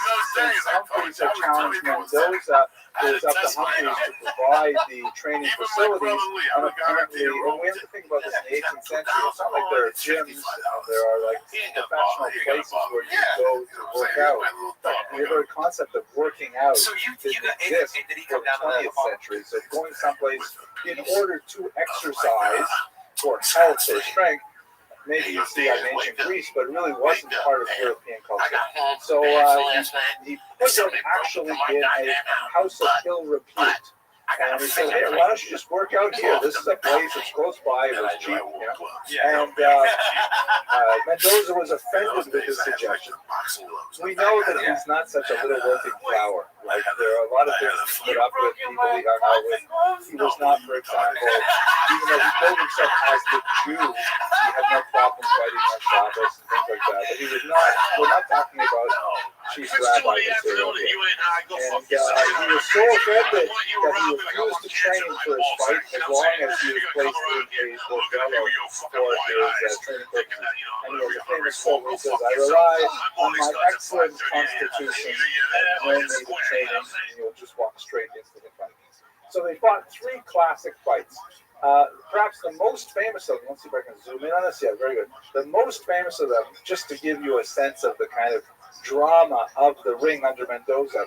I didn't actually read the caption to this, but this actually says it all. Let's see if it's kind of hard to read. It's written in script. By the way, most kids, my 14-year-old age, they don't know how to read script handwriting. Maybe it's a little bit too hard to read the whole thing. But anyways, here's Humphreys here. And this is Mendoza, and these are this is one of the seconds of top threes. The other one, Emmanuel Johnson. These are two others who are seconds of Mendoza. They're named Jacobs and Isaac. And they really did play up the Jewish aspect of it. We shall see a couple of examples shortly. So he's got these Jewish seconds who are helping him out. By the way, later on in life, when he was no longer capable of fighting, he also acted as a second for a boxer who was an African American who had fought his own freedom with his boxing winnings. So he had kind of like an interesting sort of career later on, supporting another outcast from society. But anyway, what happened in this particular fight, Mendoza was doing really well, and he was fighting tremendously well. Humphreys was beginning to tire. At one point, the match was going very poorly for him, so his second poured water on his stomach somehow right out, and they got back into the fight. And when Mendoza was about to deliver on a mighty knockout blow, Johnson stepped in and blocked the blow from his boxer, which is clearly cheating. So you look at it, right? The second is not allowed to get in there and block the blow. That's the dramatic moment here that's shown in the picture. You can see even the Jewish secretary was like, "Hey, base here, how could you do that?" But somehow he did it, and there was a lot of, public excoriation that was cheating, and Mendoza certainly would have won without that count. They had to have that third final match, and in fact, Mendoza did win the match. But one wonders, and I've not seen this in print from any of the analysis, but from just reading about Mendoza in a few different articles, I get the feeling that the whole thing is probably staged. Like, this just adds to the drama and tension. You know what? Humphreys manages to eke out, not losing badly, but he does it with cheating and so on. It just makes you want to see the next fight. Makes you want to have Mendoza win. So this kind of material was, in fact, in the papers every day. People would read it. Sports page, that kind of material.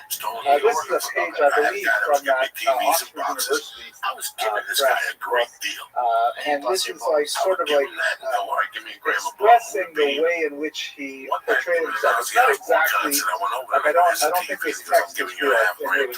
But here's at a fight. Even the Prince of Wales, the future King George IV, was there at one of the fights. We definitely will see his connection with Wales in a minute.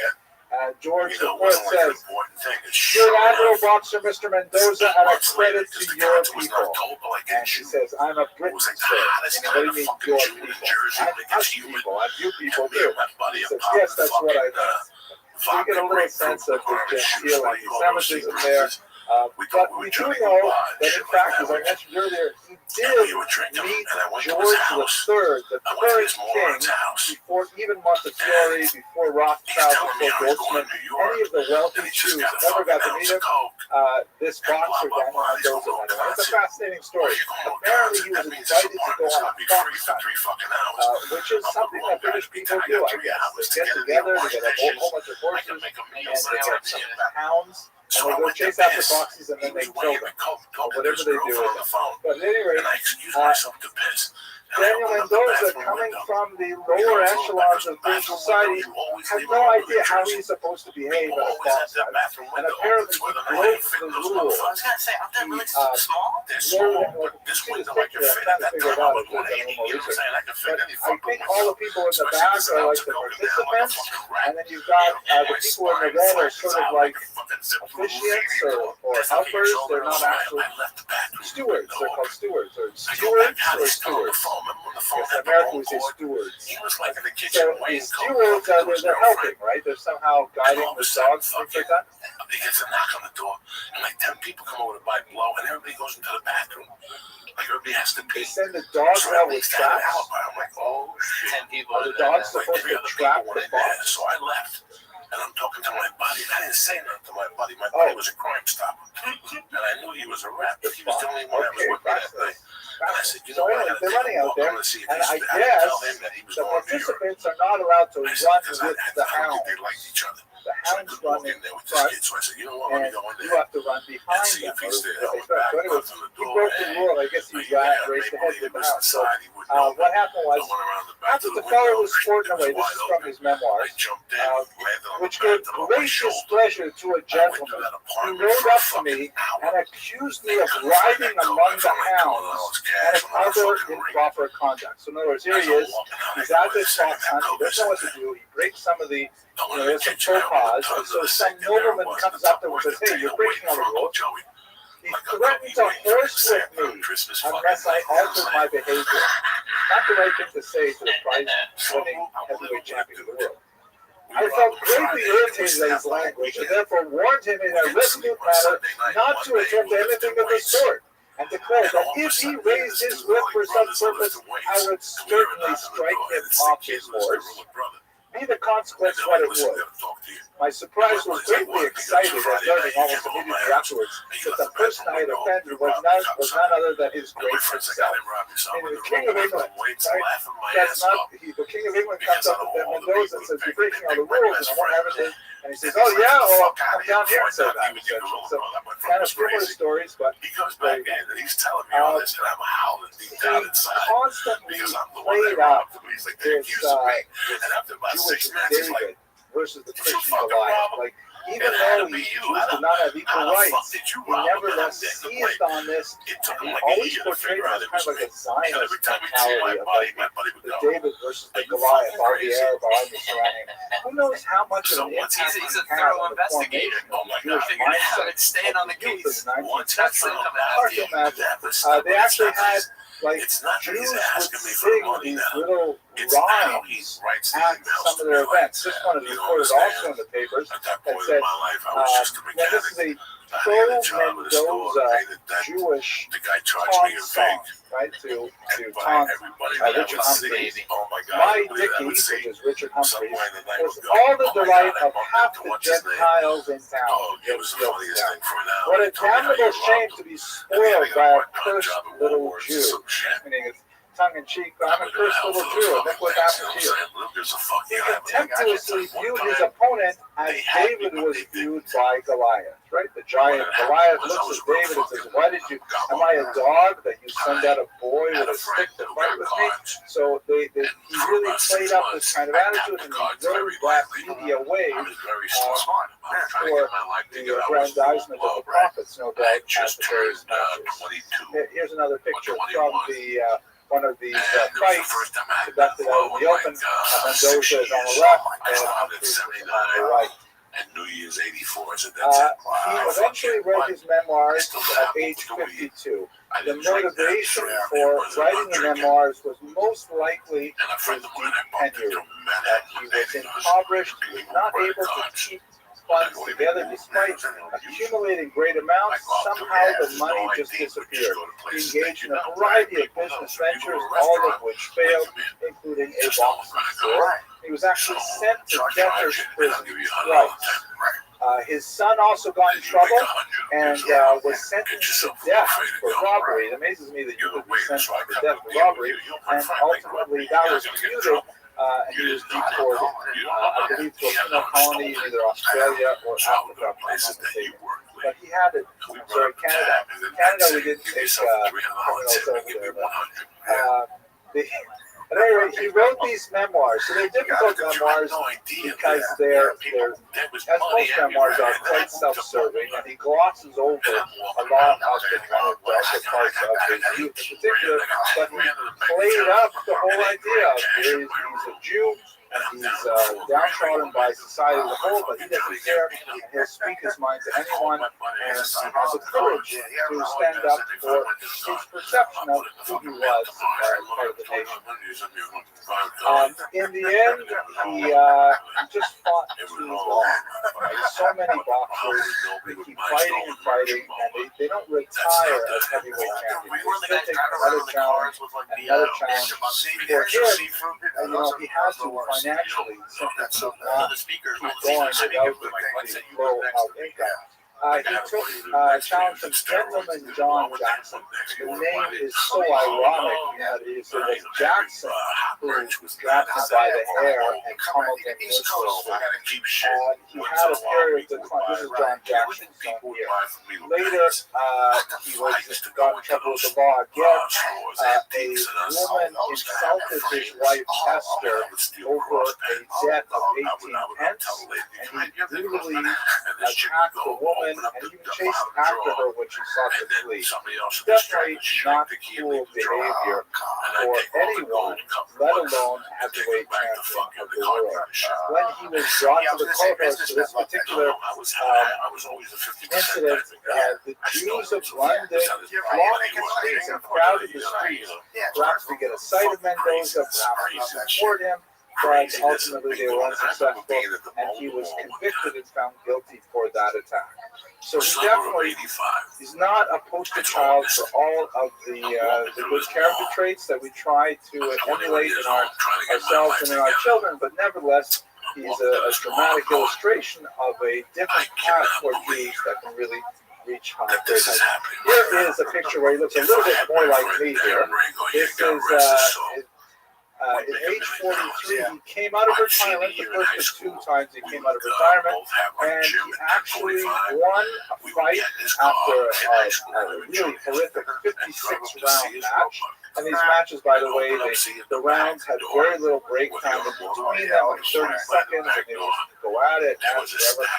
He tried again at age 57, so I'm not quite 57 yet, but just imagine somebody like me deciding to come back out of retirement, and he was not able to win at that advanced an age, but nevertheless shows his triumphant, his indomitable spirit that he could not be cowed in submission. Even age was not holding back from his attempt to defend his title. And in many ways, it's a fascinating sort of counterexample of the lives of Sephardic Jews in the modern era. That's it for my comments today on Daniel Mendoza. I hope you found this entertaining, maybe not enlightening, but nevertheless entertaining. God willing, we'll be back next week to talk about Judah Turo, an American Jew of Sephardic extraction. Of course, it's going to be very important because this is, after all, can you zoom in on this here, David? Can you see this? This is the, we are at Turo College. We are named after Judah Turo and his family, so it'll be a very relevant discussion of Sephardic Jews in early North America. Thank you very much for your attention, and I hope you have an excellent week. Keep that for Rosalie. And then some Mafia guys down the street heard I was doing it, and they go, can you grab us some of these? I said, yeah. So I started going out with my father's Cadillac. I lined it back with the glad bags. And I was a one-man operation. I dig fucking, and they were in the earth for like a few days. They weren't like sunk in. You just pick them out. Put them in the trunk, boom, because no one lived in the model homes yet. It was all homes that were furnished. Good evening, everyone. And the landscaping was done, but nobody lived there. Tonight's lecture is something really close to me. And I was at the hustle for like a summer. I spent a few grand. And they paid $50 for a bush, this one, a bonsai tree. They good looking shit. Did you ever get the same house? Like, I thought, you know what? I got a school that way. I got the school across the street down the block from my house. Then I got to be like, I can't keep it in school. They can't put this beautiful diaspora in. And I'm 4 foot high. Judah Turo was someone who was of Sephardic extraction, and he had a connection to my place of employment. I thought that would be a nice kind of thing. And I thought that maybe afterwards I would send a link of this lecture to all my bosses and I was bust at it. But I have to say that reading the biographical materials available on Judah Turo, I was surprisingly moved. There was actually my eyes even welled up at one point that I was reading it on the Long Island Railway. You know, he's an incredible individual with a tragic life story and made a phenomenal impact on so many thousands of Jews in his lifetime and beyond, right up until my own students in his very day. So I think you'll find his particular story fascinating, with some surprisingly tragic elements to it that really flesh out something that's only a name to us, so I think we'll understand a lot more about his background by the end of this hour. Let's just do some of the good welfare material to start with. First of all, tonight's lecture is sponsored by an anonymous donor. I asked her if she wanted to do it honor of any particular individual or something like that. She simply said just in honor of Jewish scholarship. So that is in fact our donor for today. Just an important reminder that this is the last class we're going to have before the Passover break. We will return on April 16th. I mentioned in previous classes that I'm going to be leading a trip into Spain and Portugal this summer on Kosher River boat cruises, and I'm really excited about it. It's going to be great to be able to speak about the things we've discussed all year in the actual locations here in Spain and Portugal. There's only 12 cabins left, which is really nice. It's almost sold out, so it's a last push for anyone who wants to participate in this wonderful opportunity. Tonight's sources, we're going to be based primarily on one somewhat hagiographic biography by Leon Kerner, who was a historian who lived about 100 years ago, 1871 to 1957 are his dates. He was German-born, and he spent a lot of time in American Jewish history, in 16 monographs, an incredible amount of, a very prolific writer, including 2 volumes of poetry, which I particularly admire. And he wrote a book called The Life of Judah Turo, which is, of course, our main source for today. That is the only biography of his that has appeared, although there are some fictionalized accounts in German and in English of Judah Turo. For reasons which are, maybe we'll return to it at the end of tonight's lecture, the figure of Judah Turo was very important in 19th century German historiography. His particular life story was part of the whole Wissenschaft model of the ideal Jew, and so his life was portrayed in some German fictionalized, serialized novels and things like that. We also looked at some contemporary scholarship of the period. Morris A. Goodstein, who wrote the story of the Jews of Newport, another monograph called Aaron Lopez and Judah Turo. These were major source texts for his monograph, and some more recent material. Not a lot has been written on Judah Turo, but Bertram Cohn and Jonathan Vance. I also saw just today an article by Jonathan Sarna, a major American historian today, who wrote something interesting on the monument, the proposed monument to Judah Turo after his passing. So we'll get to that as well. Those are our main sources for today's lecture. So who exactly was Judah Turo? As I heard someone in the audience say a few minutes ago, he doesn't look happy. This is the only photograph that we have of Judah Turo that I am aware of. It's a daguerreotype. His years here are 1775 to 1854. And as one of his contemporaries remarked here, Colonel John Winthrop, it is a strong likeness of him in every way, perhaps too strong to retain the same amiability which so softened and pervaded his countenance, and which the artist has not been able to transfer. In other words, he's much better looking in real life, much less angry looking in real life. I can say from his biography that's certainly true. But he did live a life of great solitude. A failed love affair early on in his life was the end of his romantic life, and he lived alone, a very simple lifestyle, very incredibly successful businessman, but very few social contacts, only reserved a small circle of friends that he closely associated with, and yet at the end of his life, in particular, a tremendous production of philanthropic works in his will, and many during his lifetime as well that remained hidden until he passed. So this is a man whose life we're going to study from 1775 to 1854. Let's look at his Sephardic background. The story, as you'll recall, that we've been following since the turn of the semester is the departure of the Jews from the Iberian Peninsula. And you've got lots of Jews we talked about, for example, the Chidah making it out to Eastern Europe. We spoke about the Abarbanel in Italy. We talked about Usque also in Italy. Last year we spoke about Da Costa making it to Amsterdam. And there are many Jews who made it all out to the Americas. In particular, at this time, there were many Jews who actually went to Portugal, Portuguese-held territory in Brazil.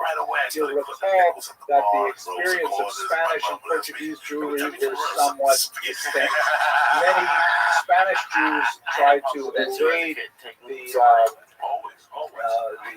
oppression of the Inquisition by fleeing in 1492 or earlier across the border into Portugal proper. And once they lived there, they found that the refuge was very short-lived, and ultimately the Inquisition moved to Portugal as well, and represented a tremendous hardship for the Jews living there. Over the course of the next 100 and 200 years, Portuguese Jewry sought to escape, all the while maintaining their identity outwardly as Christians and retaining their Jewish identity at home. So that's the origins of the Turo family in particular. Many of these Portuguese Jews made it to Brazil because that was under Portuguese control at the time, and they were hoping that by moving from the center to the periphery, they would be able to escape the clutches of the Inquisition. This was unfortunately not the case. The Inquisition followed Portuguese and Spanish Jewry into the New World, and you had several major auto da fe public burnings of suspected Judaizing Christians. You had many of these Portuguese Jews living in Brazil at this time, and Brazil, of course, is highly religious territory. Once the Inquisition came there, it was unusually strong. So it happened that many of the Jews, these Portuguese Jews, were living in the northern section that was conquered by Holland briefly between 1630 and 1654. Holland, unlike Portugal, had tremendous religious freedom. Amsterdam, of course, was this bastion of liberal values in general and tolerance for all faiths. And so a lot of these Portuguese Jews who had been posturing as Christians for generations said, okay, it's Mardi Gras, but once Dutch rule came to northern Amsterdam, all of these hidden Jews began to show their true colors and were outwardly practicing as Jewish. This, of course, was a death sentence when the Dutch lost Brazil, and with the overcoming of the Portuguese, that meant that the Jews who were once again under Portuguese control simply had to flee. So you had a few dozen Jews leaving Recife who eventually ended up in this part of the world. You may recognize that as Lower Manhattan, because at that point, Lower Manhattan was, of course, New Amsterdam, was still under Dutch control. And so these erstwhile Portuguese Jews moving to Brazil to try and get from the center to the periphery, and then when it becomes Dutch, they say, all right, let's try it out. Let's see if we can represent ourselves as Jews. And when the Portuguese come back, when they flee, they end up here in New Amsterdam, which of course is New York City. And then from New Amsterdam, many of them moved out to Newport, which was at the time a bustling industry. And that's where we're going to pick up the specifics of the Judah Turo story, because a small number of these Portuguese Jews had made it to Newport. And in 1658, 15 Jewish families from Holland came directly to Newport, Rhode Island, to join those few Portuguese families that had started there, and included among them Judah Turo's father, Isaac, for whom, together with Judah, this particular college is so named. Are you able to get this over here, David? Does it show up? See the Turo? Is it too low? Okay, good. There we go. So that's basically a story of how the Turos come to America. Let's look at that in particular. Isaac Turo is the important person in this particular story. Here's a drawing of the Portuguese synagogue in Amsterdam. And remember, Portuguese, these are the Jews who have lived for who knows how many generations as Christians, and then when they finally get to a liberal place like Amsterdam, then they begin to express their Jewish identity again. The name Turo occurs many times in the community records. One Abraham Turo is named as the Gabai de Terra Santa, which means the treasurer of the Holy Land Society. We talked about the Chida. There are many organizations that were collecting charity for the benefit of the Jews living in Israel. And so Abraham Turo was one of those officials in Amsterdam who was responsible for that. He was also Karnak in 1682, meaning he was the president of the Jewish community in Amsterdam, a very prestigious position. One of his descendants is Isaac Turo, shown here, who was born in 1738. He had religious inclinations and he served as a chazan, as a cantor, probably more like a rabbinic position without necessarily having religious coordination. But in Jewish context, it really doesn't matter, at least for officiating in synagogues and performing a lot of life cycle functions. He moved to the New World and he actually bounced around quite a bit. He served in Curacao, Suriname, New York, and Jamaica before he eventually joined these Jews living in Newport, where he met his wife. He served as the spiritual leader of the famous Turo Synagogue, one of the oldest synagogues in North America. This is the building as it's located in Newport.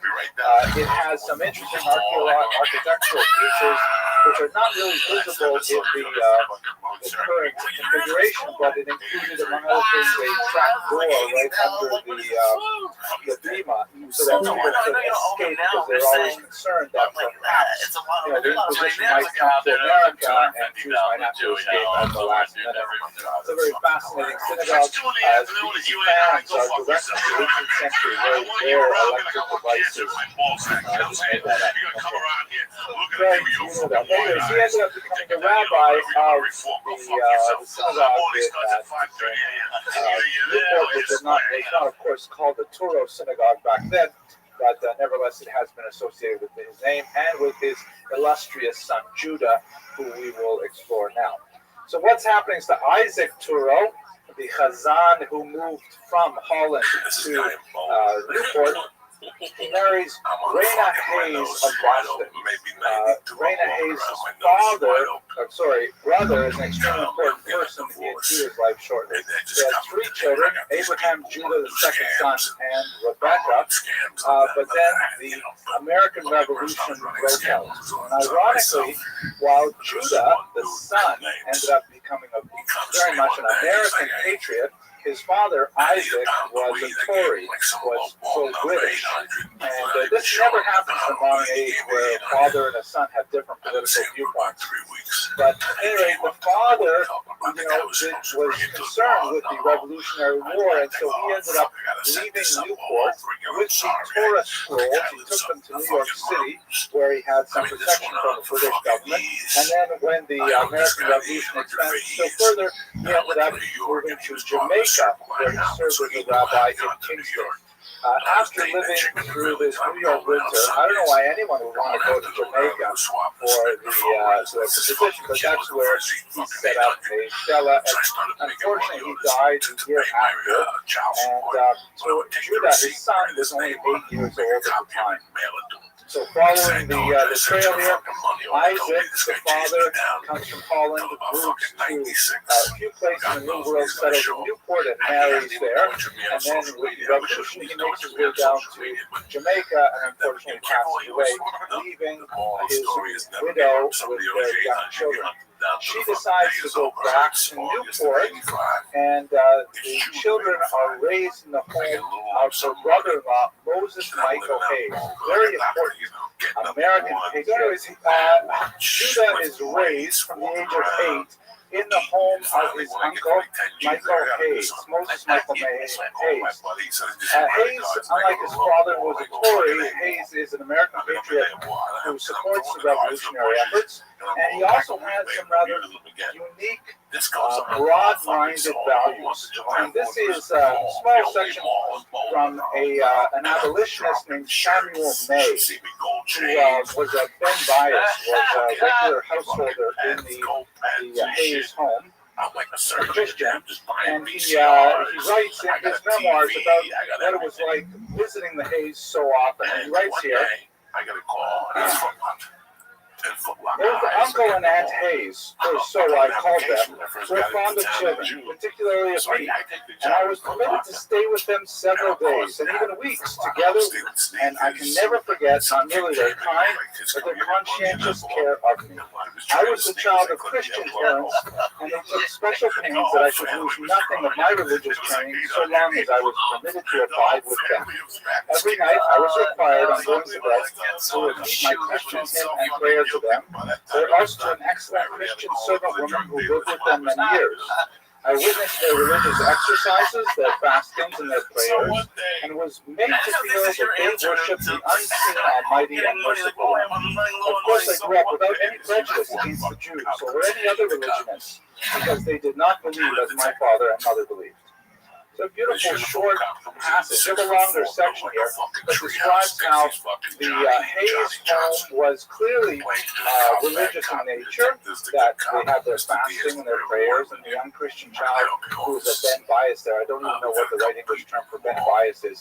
Someone who's a child who's constantly on your foot in your home and a regular guest without any invitation necessary. Usually your kids' best friends, like my boys' best friends are constantly eating at our house. I send a bill every 6 months to their parents, that kind of thing. So he was in their house, and when he would sleep over, for whatever reason, the parents are around, who knows, he would always be, the Hayes would make sure that he did his regular Christian things, and they confirmed that while they had their own religious identity clearly entrenched in their identity. So it gives you a sense of what kind of home Judah must have grown up in from a very impressionable age. And it also says something about the kind of values that he imbibed, that one which maintained a strong identity rooted in the Jewish tradition, but at the same time quite tolerant and even promoted the religiosity of others simultaneously. It's an interesting kind of combination that you do not see so often anymore. Unfortunately, here is the beginning of the tragic part. He fell in love with his first cousin, the daughter of the Hayes family. So here he is, a young orphan who's living in his uncle's home and growing up in close proximity with young Catherine, who was born right about the same time he was. And he falls deeply in love with her, and she with him. And he begs her father's permission to marry, and he denies. It's not the issue of, I'm trying to pronounce this word, consanguinity. Did I write it here? Some nods. Okay, thank you. It's not the issue so much of that it would be illegal in either Jewish law or in secular law for them to marry.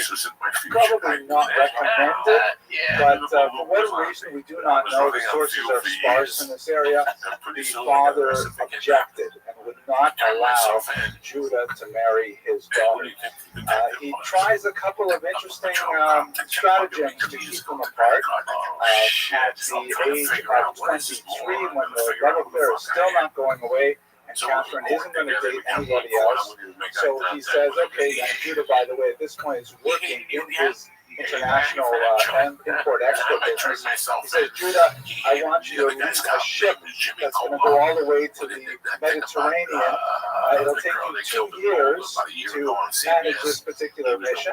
And his hope was, at least in the assessment of the biographer Herner, that after 2 years of separation, she'll meet someone else, maybe he'll meet someone else, and their puppy love will die out. It's also a pretty dangerous mission. He ends up being attacked by pirates, survives eventually, actually saves the cargo. He ends up becoming a huge success, and he comes back 2 years later, mission accomplished with a phenomenal amount of positive results to the venture.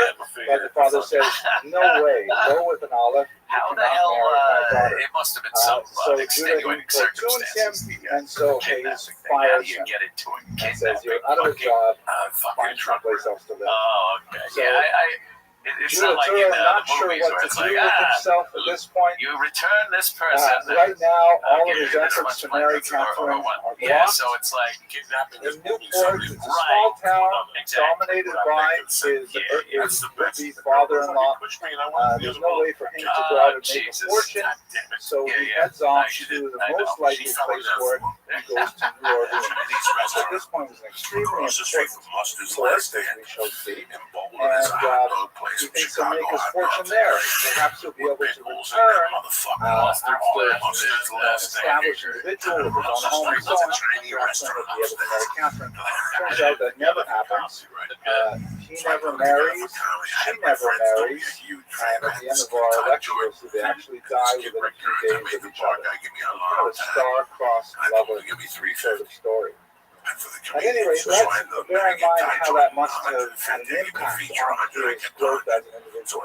He shows up in New Orleans as a young man, now in his 20s. The population of this port city was about 8,000, and this was prior to the U.S. possession of New Orleans. It was still before the Louisiana Purchase. But he realized that this would be a really important port for the entire continent, because it's at the bottom of the Mississippi Basin, on the Gulf.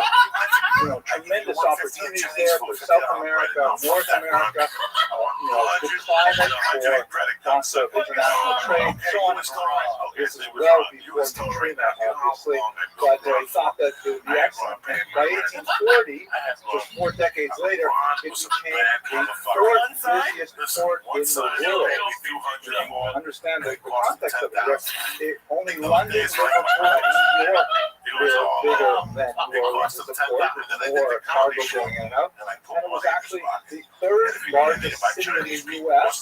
and the wealthiest per capita city. By 1840, the wealthiest city in the Union, based on per capita basis, was in fact New Orleans. So his gamble was well planned, and it worked out for him because he became a phenomenal individual there, working in Northern Island levels. He owned several ships, some of them captained by Daniel Martin, shown here, who later became a representative to New Hampshire.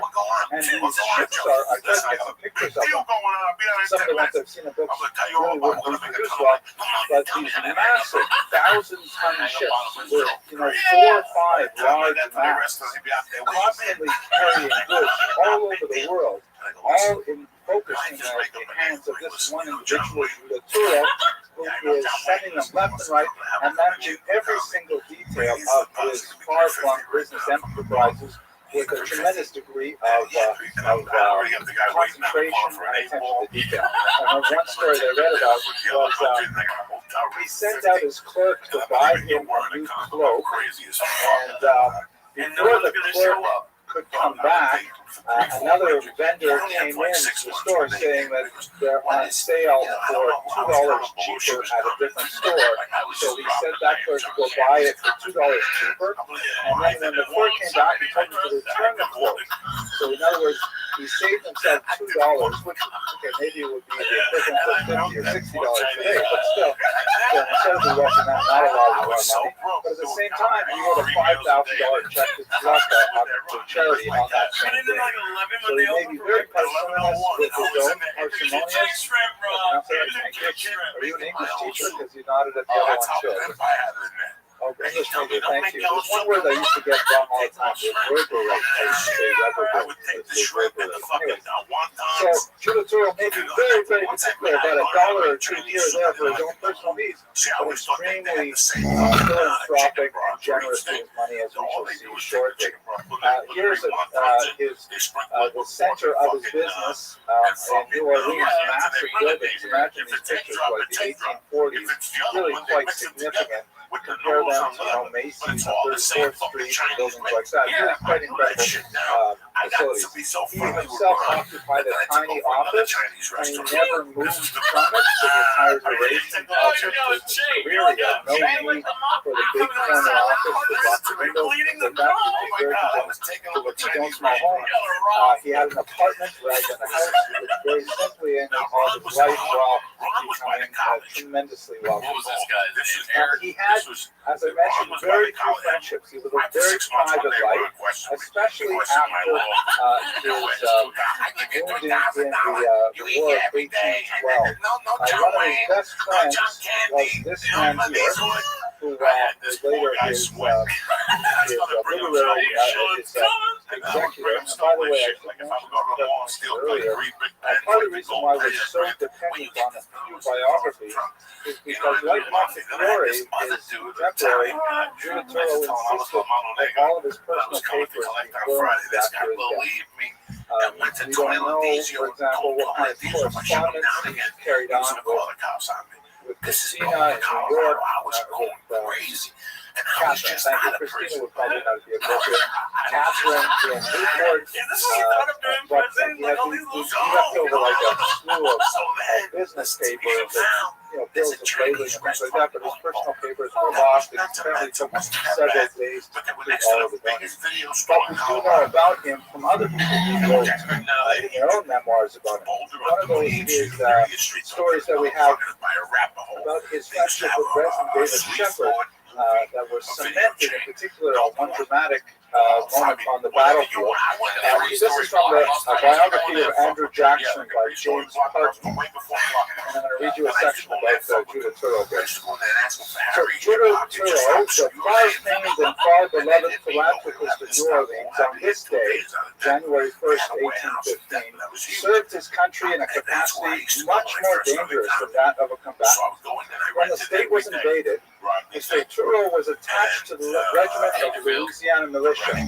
After performing severe labors as a common soldier in the ranks, Mr. Turlow on the 1st of January volunteered his services to aid in carrying shot and shell from the magazine to Humphrey's battery.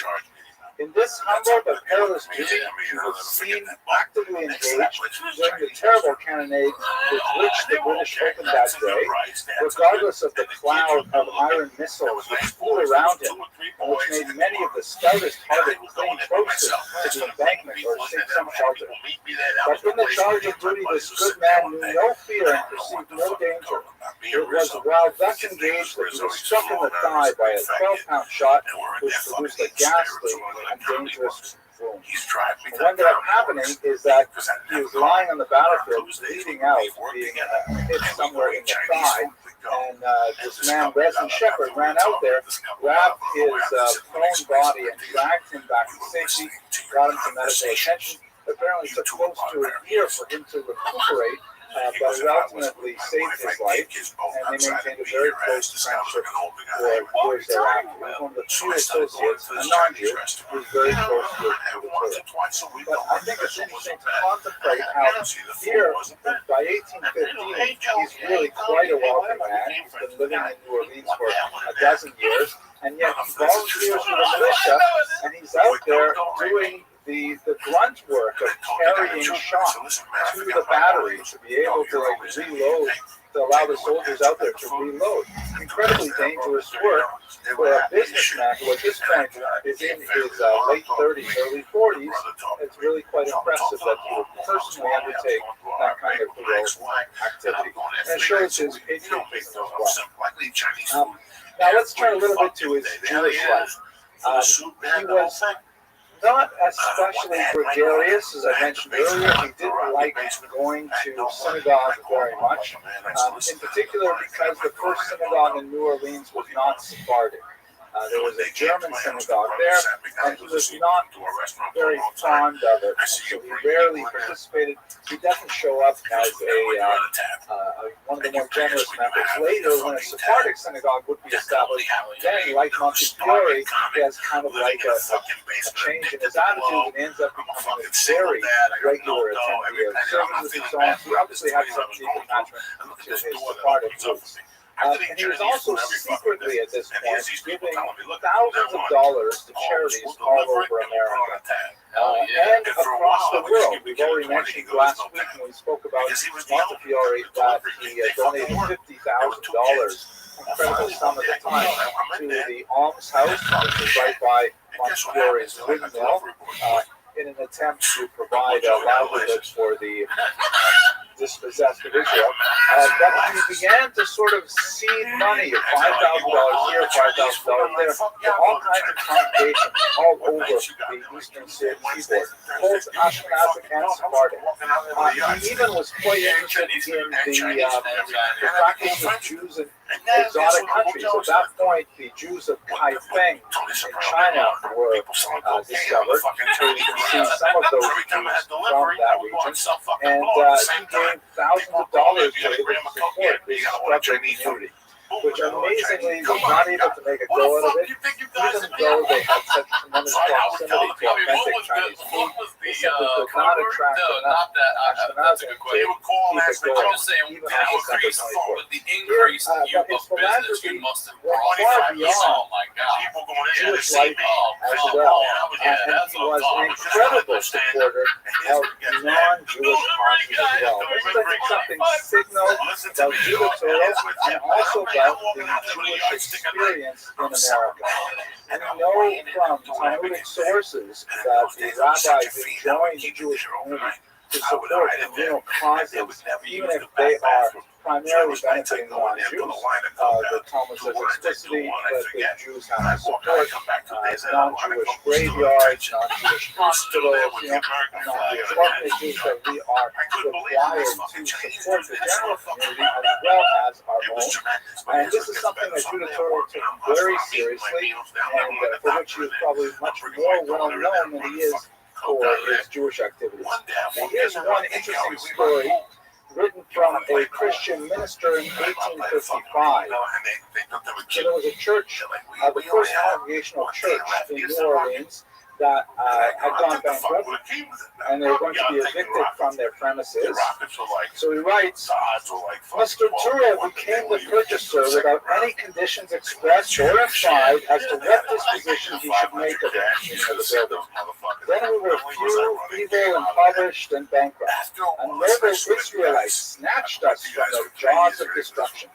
From that day up to its conflagration in 1849, he held it for our use, receiving not enough in the way of compensation for keeping it in repair.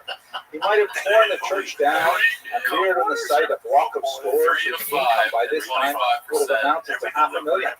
He was urged to do so, and at once replied to a gentleman who made a very liberal offer for the property that there was not money enough in the world to buy it. Immediately after its destruction, he bought a new building for us, meaning after the church burned down in 1849. He paid for a new building for the congregation. Where we have worshipped till now, free of charge. Is there a Christian society in New Orleans that has ever offered to help us? It's an amazing, to use the term from the Jewish sources, a Kiddush Hashem, a tremendously public action of kindness that's hard to imagine happening today so easily, particularly in the kind of strained relations we often have in the community. But this is not Judah Torah. Judah Torah, like his would-be father-in-law, was very tolerant of all faiths while clinging very strongly to his own, and he put his money where his mouth is. Let's have a look at some of the philanthropic causes that he was involved with. He established New Orleans' first lending library. I believe it is the first lending library in the United States of America, meaning a free public library. This is something that I know appealed to Dr. Lander when he established the name Torah, because here Judah was clearly very interested in public education, free education, and providing for the community as a whole. This is a picture of the building that Torah built in New Orleans. He was also very involved in healthcare initiatives. He created this Torah infirmary, and you can see some of the buildings of it. He contributed, by the way, he created the hospital, which is known today in New York as Sinai. That came from Torah's funding. And he also was associated with many universities. Tulane University, for example, has the Torah medals, which are awarded to their top students in several fields. And really quite impressive. His name, particularly in the South, is all over the place because of the tremendously generous donations that he gave. There are so many stories about how he secretly gave money. On one occasion, I recall reading in some of the letters that were preserved that he heard that a particular building was falling down, and he said, listen, I'll give you money. Please do not reveal where this road came from. And by the way, when I walked by it the other day, I saw that the entire road leading up to it was rather in bad repair. So listen, I'd like to pay you to make sure that the road leading up to your facility is also put in good repair. And once again, ask you to please be confidential. So tremendously generous individual who is looking to do something productive with his funds. Really quite amazing. Now, let us turn to his legacy, which is fascinating and complicated in many ways. He was ultimately passed away in New Orleans, but he asked to be reinterred next to his mother. He wanted to be buried next to his mother. Catherine, who also died after his was also buried there. It was actually a great time. In his funeral cortege, all of the orphans in New Orleans followed his hearse because he had supported 6 orphanages. He had maintained the facilities and the costs of 6 orphanages in the city. So he brought all the children out to walk behind his cortege as he was taken off for burial. And at that point, a Jewish society thought we should really erect an appropriate monument to Julie Turo. Oh, I forgot to mention, by the way, that in his will, he gave away $500,000 to Jewish causes all over America. I should have done the calculation, but I apologize. But $500,000 in 1854 will probably be somewhere in the neighborhood of $20 billion today. It's hard to imagine that kind of money. Imagine Bill Gates, plus Steve Jobs, plus whoever, giving away all their wealth. They have no children, so give all their wealth. Well, maybe not Steve Jobs, but someone wealthy, giving away lots of money. So he gave away money to his family. He gave away $5,000 to Catherine.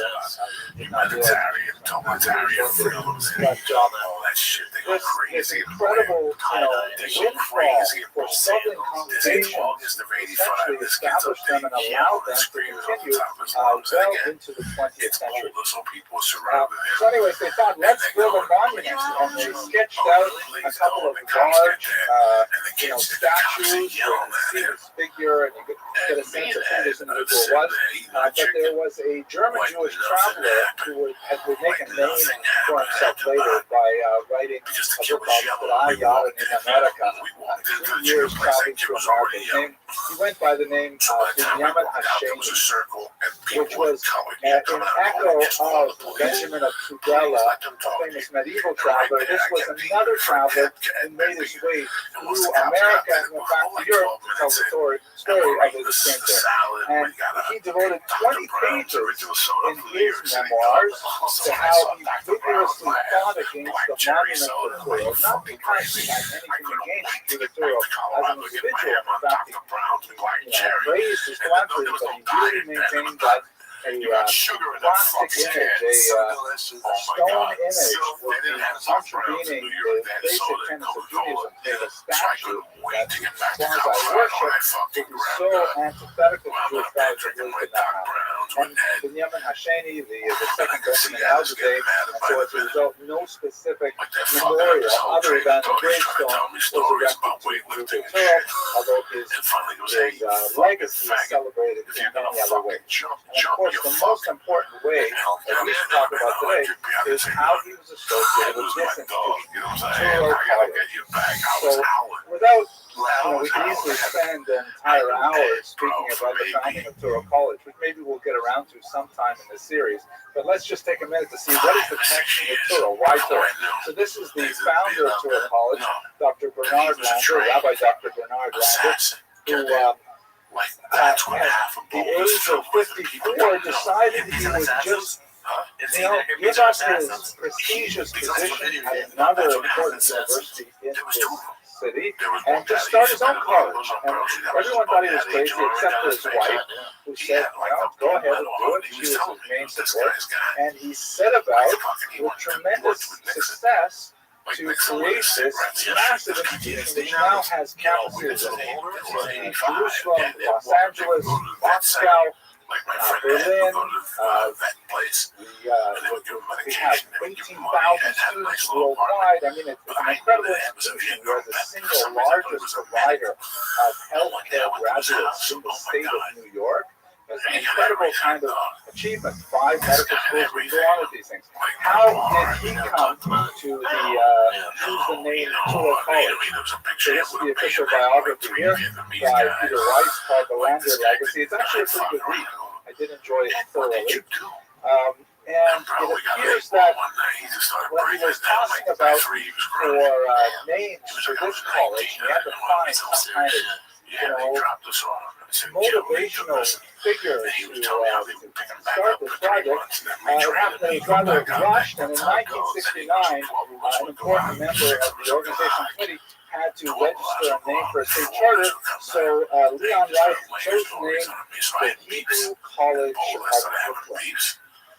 Now, it happened that Dr. Lander was not pleased with that impromptu name that was filled out essentially for you have to have a name. You can't just sort of call it your own name because he felt it was too limiting. First of all, our mission at Torah College is really a dual mission. Dr. Lander articulated this vision where Torah College would serve the traditional Jewish community in a culturally sensitive manner, but at the same time, Torah would also be dedicated to serving traditionally underserved communities. That's why we have, for example, a medical school in Harlem. We don't normally put medical schools in Harlem, but that's kind of Dr. Lander's vision. So we thought that the Hebrew College, just in Brooklyn, that's way too limiting. So we had to cast about other names. So the other names that came up, they thought, okay, how about, because it is such a visionary and unusual kind of place, let's call it New College.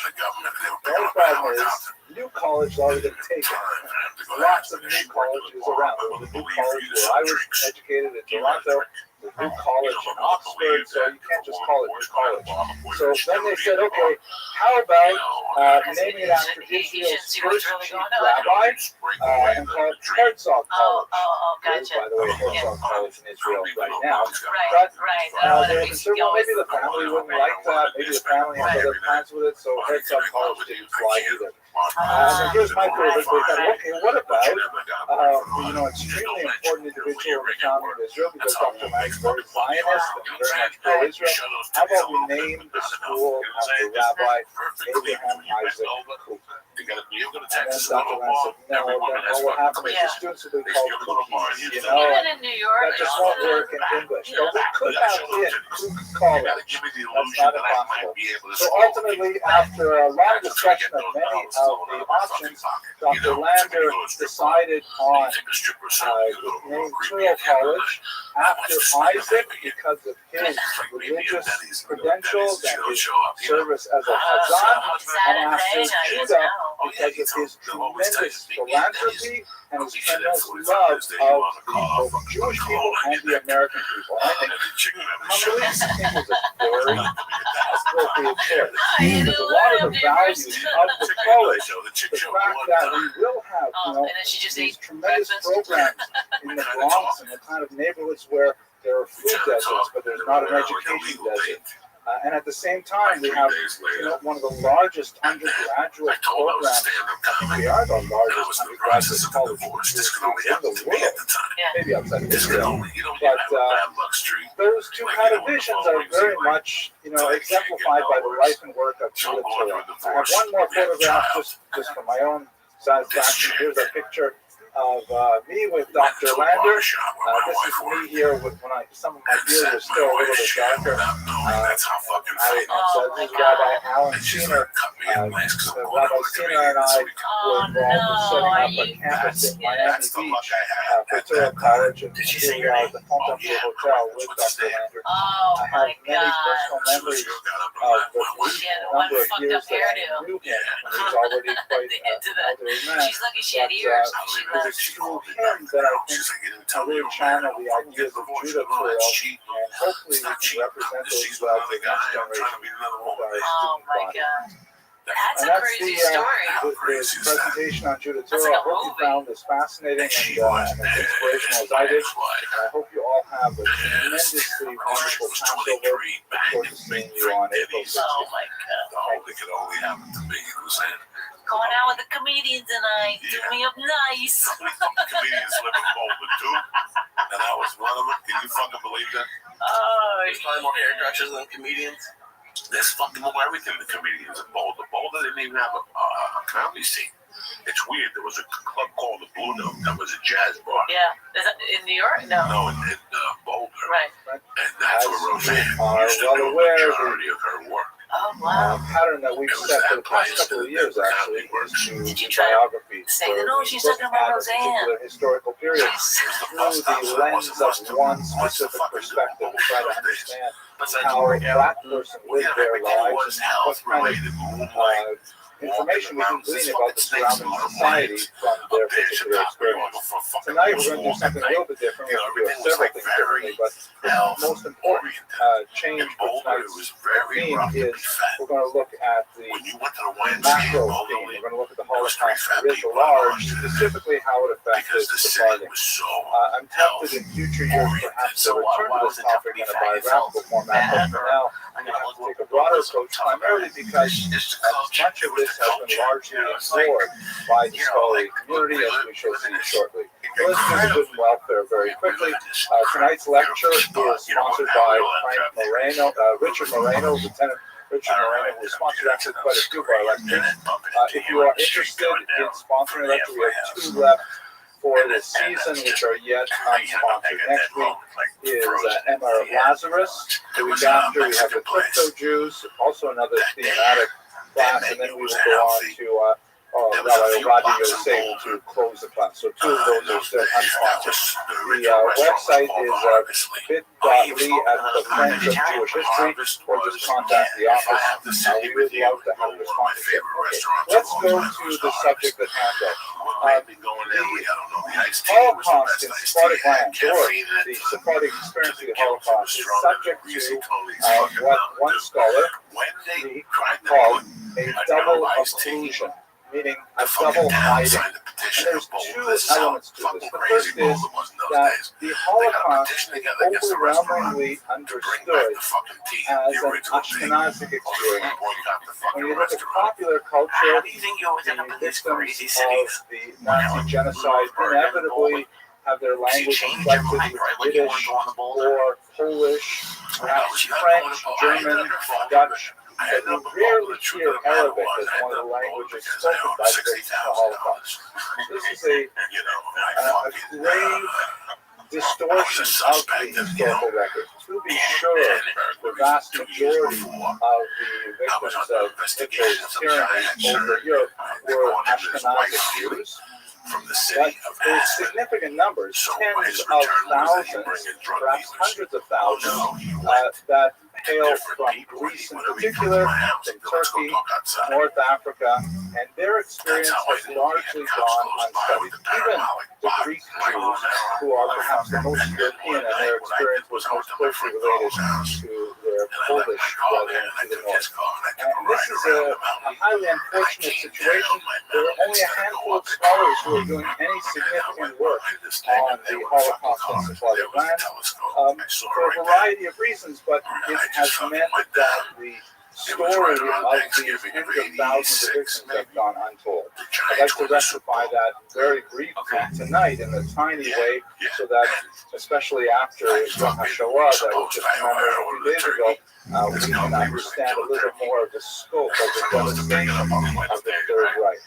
That's the first conclusion, is within popular culture, the Holocaust affecting Sephardic lands is not well known. The second conclusion is that within the academic world, I speak for myself as someone who associates with other academics and historians, there's just not much talk about the Holocaust and how it affected Sephardics. And if it's not being generated in the academic world, where we are capable of studying the most arcane, sometimes ridiculous things, then how are we going to push this out into the popular world? So in tonight's short lecture, I hope to try and address that a little bit from an academic perspective. We're just going to do a sweeping overview of the Holocaust in the Sephardic life in order to understand a little bit more of what we are missing in terms of the larger picture.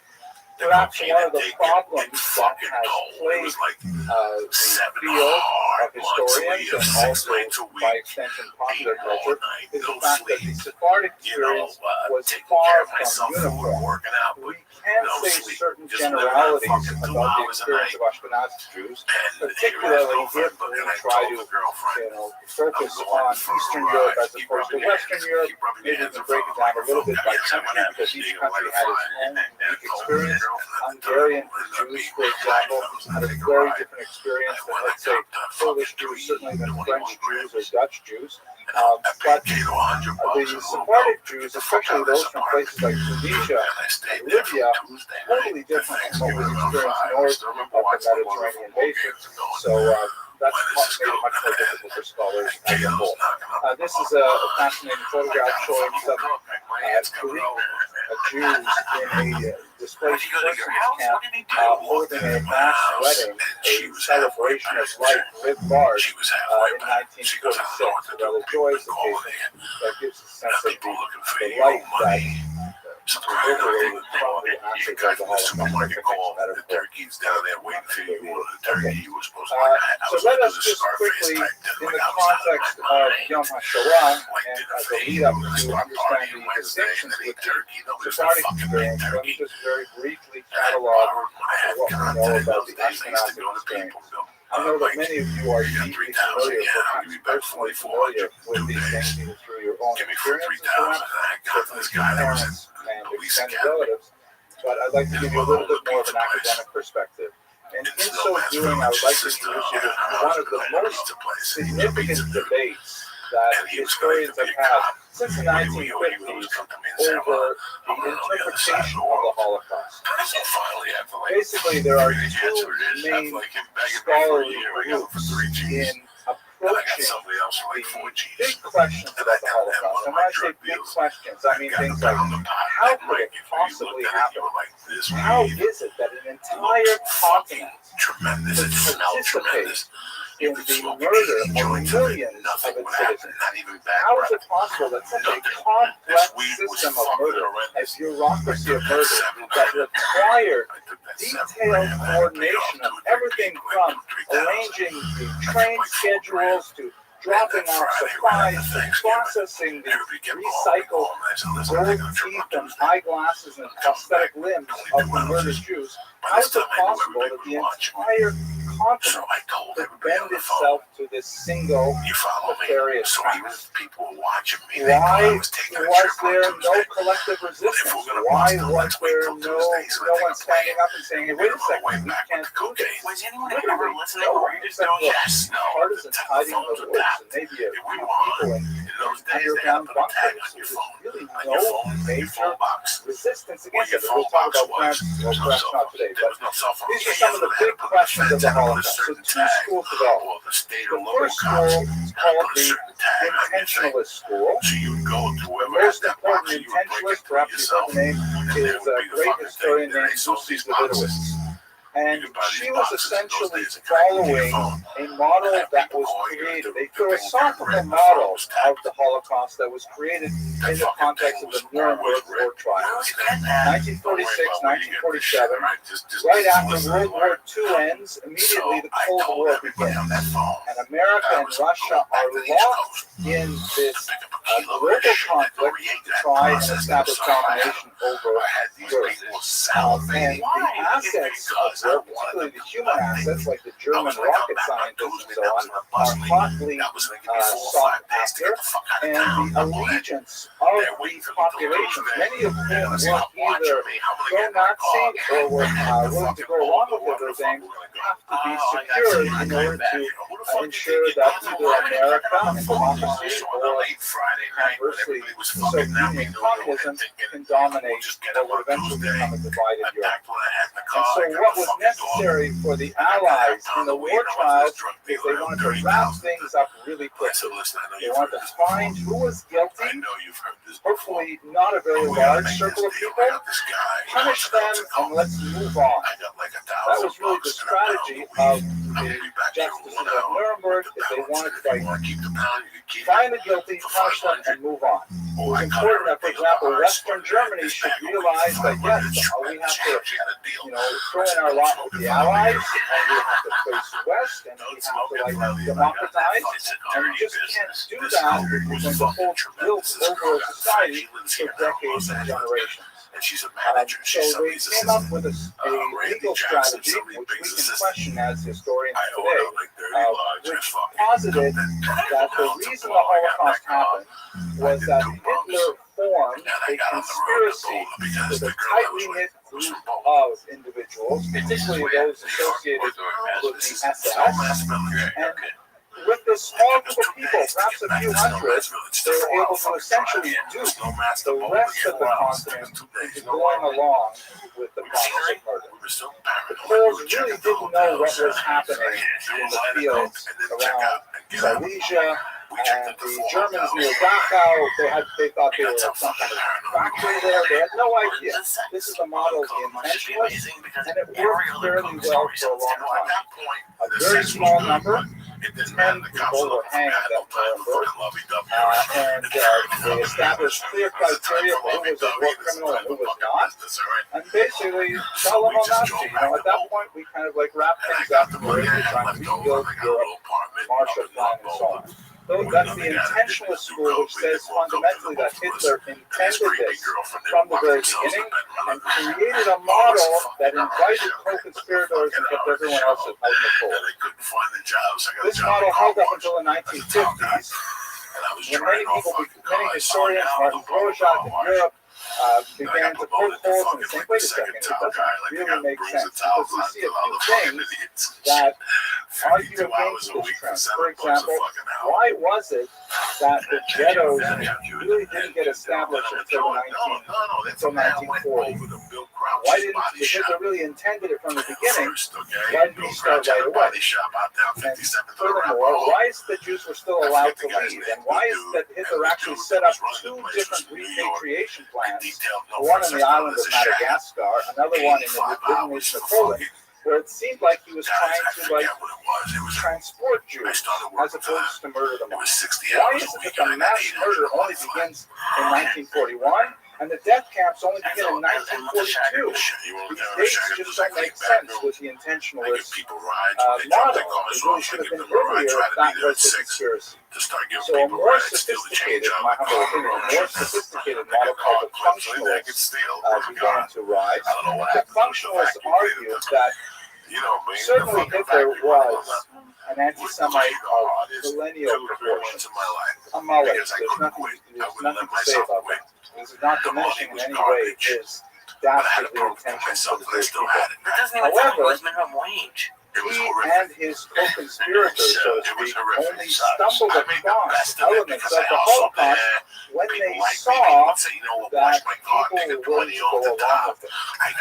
When they radicalized one aspect or another of their legislation, and they saw that no one bothering us. Like, for example, Kristallnacht. We have a massive pogrom all across the country. We burn, hundreds of synagogues, break blocks of glass, 260 people are killed. And what happens? Nothing. People slap us on the wrist by writing op-eds in the New York Times, and nothing really changes. So you know what? We can get away with it. And bit by bit, the Nazi regime was radicalized until Operation Barbarossa, which is where we're going to pick up the story of this now. So the functionalists who argued the Holocaust was a function of the war, as the war became more brutalized and more seemed to be possible, then the idea of actually murdering all of the Jews of Europe dawned in Hitler's mind, and he was able to actually implement it to a terrible degree. That's a big, and so, for example, to give you a sense of who's a modern functionalist, modern historians adhere to this model of understanding, and you have people like David Goldhagen, who wrote a book called Hitler's Willing Executioners, which is instructive, meaning that German citizens as a whole were willing to go along with the plan. By focusing on Hitler narrowly, they missed the larger story, which is a deeply embedded anti-Semitism, or at least an apathy in society that is willing to see this minority population. We have many examples of corroborating evidence, for example, from the School of World Psychology, the Milgram experiment, the Zimbardo experiment. Perhaps when we had more leisure, we would look at it. Let's look at the essential timeline of how the Holocaust played out within the context of the intentionalist versus functional debate. So perhaps the first thing that Hitler embarked on at the beginning of the war, September 1939, is the concentration of Jews. And this happened in a haphazard manner throughout all of the occupied territories. There did not seem to be a coherent plan as to what exactly this concentration was for. But ultimately, we should note also that these concentrations, which are called ghettos, of course, many of them did not have any kind of barriers other than administrative ones. Meaning they would simply put out a map. This is the Jewish region. You must live in the Jewish section of town. And if a Jew is caught outside of the section, especially when a year after the war begins, they institute formal badges and armbands for Jews. A person could be shot for being outside of the region. But there's no external constraints like a wall keeping them from living within a ghetto. Two types of ghettos developed. Some, like in the Polish city of Łódź, seem to operate on the model that the purpose of the ghetto was slave labor. And so the way to survive, the whole culture of the strange culture of the ghetto was built around earning a work permit. You could work, let's say, in the textile factories that populated Łódź, and then you would be able to get rations to feed the family. Other ghettos, like Warsaw, shown here, were understood to be simply holding pens for Jews to starve. That they were there, attritionist places where Jews were given, for example, the daily ration for Jews in the Warsaw Ghetto was 150 calories, which is basically like potato chips. Average, I just did one of those breathing tests today, and they told me that I need to eat 1850 calories per day. I said that's per day, right? Not like half a day and then another 1850 at night, per day. So an adult male has to eat about 1,800 calories. Jews are given 150 calories. So they were like intended for starvation. The starvation was in fact the occurrence in most of these ghettos, which remained intact basically from the beginning of the war in 1939 until the spring of 1942, when the next stage was deportation. So before we get to the deportation, let's understand that one of the great turning points around which functionalists and intentionalists have a tremendous amount of debate is the significance of Operation Barbarossa. Looking at the war militarily, one of the things that Hitler was well aware of was that Germany has this geographic problem whenever it fights a war. We've seen it many times in German history. Germany, since it's in the center of Europe, cannot win a war fighting on two fronts. Germany cannot fight both to the west and to the east simultaneously, primarily because of logistics. If you have a weakness on the eastern front, and you need to get a supply line out there, or you need to get reinforcements, you've got to shut them all the way from the western front, which is frequently impossible. Furthermore, when you go into the east further, you hit the greatest general of the region, General Winter. The Russian winter is so brutal that it's impossible to maintain occupation of beyond the Urals in any way. At any rate, Hitler followed his plan by conquering the west first. He took over France, Holland, Norway, Denmark, and so on, leaving England for later, but Hockey was punishing brutal hair campaigns. And once the West was pacified, then he broke his deal with Stalin that he had signed in late 1939 and invaded a surprise attack. Now, what's significant beyond the military in terms of the Holocaust, and remember that the war and the Holocaust are two separate but related phenomena. The Wehrmacht was trying to advance the war effort, and at the same time Hitler was trying to advance a second war effort, that against the Jews. So he sent out 4 groups of what were called Einsatzgruppen, or special commandos. And these special commandos, A, B, C, and D, followed the Wehrmacht into Poland and the former Soviet Union, and essentially followed the troops in and went to the tiny Stedtlock where Jews lived. They would round them up in this tiny little Stedtlock, these roving commandos, and they would drive them out to ravines. Sometimes they would have them dig their own graves, strip them naked, and they would shoot them en masse. They did this for about a year, and they killed somewhere between 1.5 and 2.5 million Jews in this manner, including most of my own family that remained behind in Europe. This is, however, a far cry from the death camps that were created later.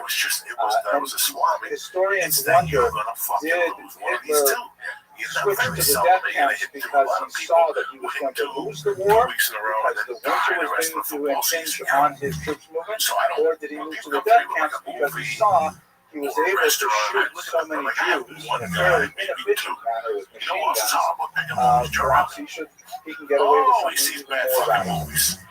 So, the war at this point, this is when you have the first actual incident of organized mass murder.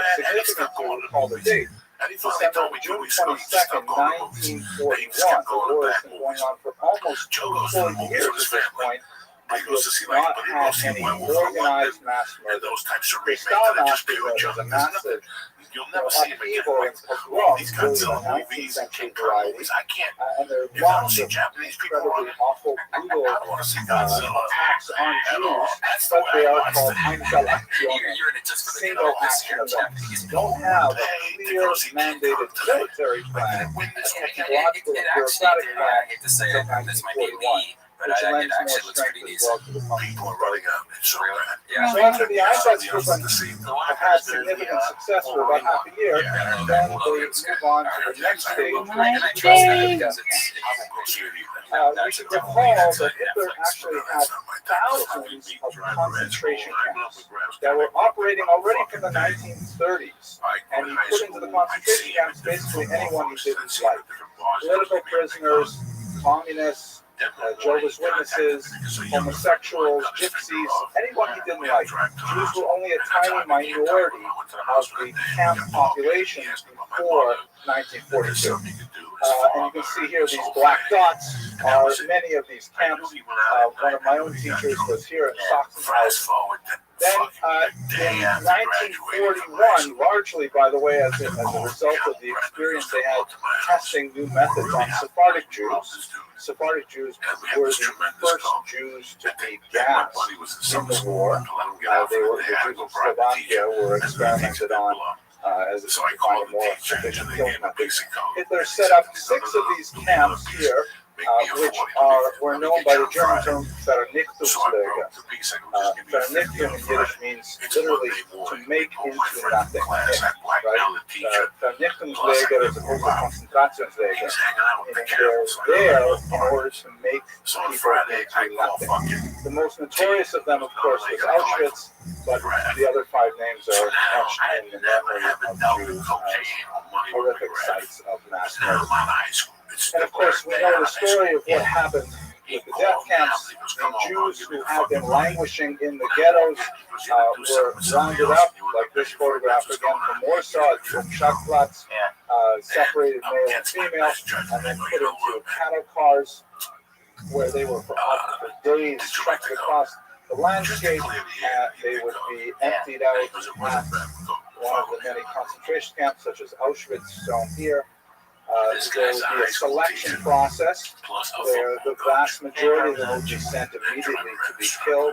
But those who either showed promise as slave laborers would be dedicated to one of the many satellite work enterprises that surrounded these death camps. For example, Auschwitz had outside of it a plant for making acetone, which is a significant chemical used in the war effort. And so a small number of physically healthy Jews were separated off to be worked to death as slaves.